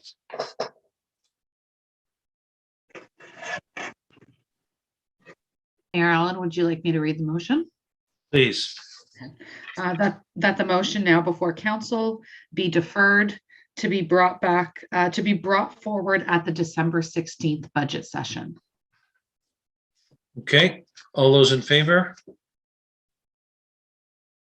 That is carried. Thank you. And thank you again, Julie, and your team. And we'll look forward to this important meeting to be able to deal with the other part of it on the 16th. Thank you. Thank you very much for your time. Thank you. Good night. Good night. So can I have a mover and seconder to recess this meeting until November 24th? Councillor Ritchie, Councillor Maud Chapman, that the special meeting of the Township of Springwater does now recess at 9:05 p.m. It's not bad for timing. To resume again November 24th, 2021 at 1:30 p.m. Well, there are a couple of requests to speak. I'll go to Clerk Ainsworth first and then Councillor Cabral. Thank you. I was just flagging in the event that you were unable to see Councillor Cabral. Go ahead, Councillor Cabral. Thank you, Mayor Allen. I would just wanted actually to ask if staff might be able to have some information available to us for the next meeting. And what I was looking for is, I know we're using data from 2016, which presents problems. I'm wondering if it would be possible for staff to find out what the average homeowner's tax payable is for 2021, the average of all of the taxation for 2021, and apply the percentages of increase to that figure, and be able to provide us some kind of insight as to what it would be. I think that might be a little bit more realistic for us to look at that, because that would be current. It would be the average taxes that were paid last year on a home, and what the increase would be on that. I would very much like to see a number along those lines going forward. Director Radigan, what are your thoughts on that? Thank you, through you, Mayor Allen, to Councillor Cabral. The current scenario for the operating budget, we do use the average detached, single detached residential home that's assessed at $489,000. Now that's based on MPAC, and that is based on MPAC's values for 2021. You'll have to note those are assessment values and not necessarily sale values. So that's where we do want to ensure that we are differentiating that 489,000 may sound low. However, the current value assessments have not been updated by MPAC since 2016. They were scheduled to be updated in 2020 and then again in, I believe, 2021, which as a result of COVID, that has been delayed. So I do believe the figures provided for the average residential home are accurately provided. From an assessment perspective. And when those 2016 assessments came out, usually when you get your assessment, you get it for the 4 years of the normal period until the reassessment that MPAC does. So in fact, the 489 is the 4th year of the 2016, 16, 17, 18, 19, yeah. 4th year assessment increase of the 2016 assessment. Is that correct? Thank you, through you, Mayor Allen. The assessment year of 2016 is for 2016, 17, 18, and 19. And I believe the reassessment was to have been completed in 2020. Yeah. So we are well beyond the 4-year cycle. And we are continuing to wait for an update from MPAC on when they do plan on updating their reassessment 4-year cycle. So what I'm hearing from you is there's no other data available other than this. Through you, Mayor Allen, I would say there's no other accurate data. This is accurate data that's provided directly from MPAC. Okay. Councillor Ritchie? Mayor Allen, just to add to that, they froze the assessments last year, 2020. I don't see, I stand to be corrected, but my opinion, I don't see them doing anything till after the next provincial election, which is scheduled for next year. This is a very hot potato. Values have increased. Well, we just know how much everything has increased. So they'll have to walk real lightly as to how they increase this. This is going to be a windfall for municipalities. It'll be a setback for the homeowner. We'll have to wait and see what happens. Mayor Allen, I would like to ask the Director of Finance and our CAO, maybe in the next bout of budgeting, and they could come back with maybe a simplified form of explaining to us how this blended tax works. I feel a little disappointed to be told that it's complicated, we won't understand it. Give us a shot, bring it back and explain to us your best way of how this works, so that we can digest this, chew it over, but at least try it with us anyway so that we can try and understand it. I'll leave that with the Director of Finance and the CAO, and I'm sure there's some other council members that would ask the same as well, and maybe you as well. Thank you. Yep, we discussed that, so that's to come. Thank you. Okay, I think we have a mover and seconder on the recess. Deputy Mayor Coughlin. Thank you, Marilyn. And through you to Director Radigan, and I think this might just be further to Councillor Cabral's question. The average home amount that we're using, is that an actual, or is that what we had identified through a long-range financial plan? Because I think that the question was, if we were to take what the actual average is, or is that one that we identified through forecasting? Director Radigan. Thank you. Through you, Mayor Allen, to Deputy Mayor Coughlin. That is the actual MPAC data. The long-range financial plan used, I believe, the city of Barrie in terms of assessment. And I think that's where perhaps some of the confusion might be, is it's assessment based and not necessarily sale price based. So the long-range financial plan was, I believe, based on the city of Barrie or surrounding municipalities. Market price or assessed value?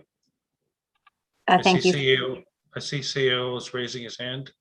Go ahead. Did you have something further, Director Radigan, before I direct to him? No, thanks, Mayor Allen. I'll refer it to CAO Schmidt. CAO Schmidt. Thank you, Mr. Mayor. So yes, further to Director Radigan's comments. So the long-range financial plan, we used forecasts, and so we used for some of the newer homes that are coming into Midhurst. We don't necessarily have a comparator, if you will, of those size lots, and so we did use a development in, I believe it was in City of Barrie. I'm trying to remember the name of it now. MVP, I think it was called, is the development, I believe, on the east side of Barrie, southeast side. And at that time, that was also some of the conversation we had with Geranium, just to see what their ballpark was, sale price. So we determined what the sales price was, at that time was around, I want to say $575, give or take. And again, this is pre-COVID. And then we took, through Watson's, we took I think 20% off of that because of the assessment, and assessment always trails sales price. So I think we were in a four and change ballpark for the long range financial plan. So, but that was a different exercise. This exercise here, again, what Director Radigan had indicated, MPAC comes out with their average assessment on for each different type of housing unit. Last year, you may recall, for the 2021 budget, it was 485 and change. This year, it's 489. And again, until MPAC goes ahead and does a reassessment, that number is what the number is at this stage. So.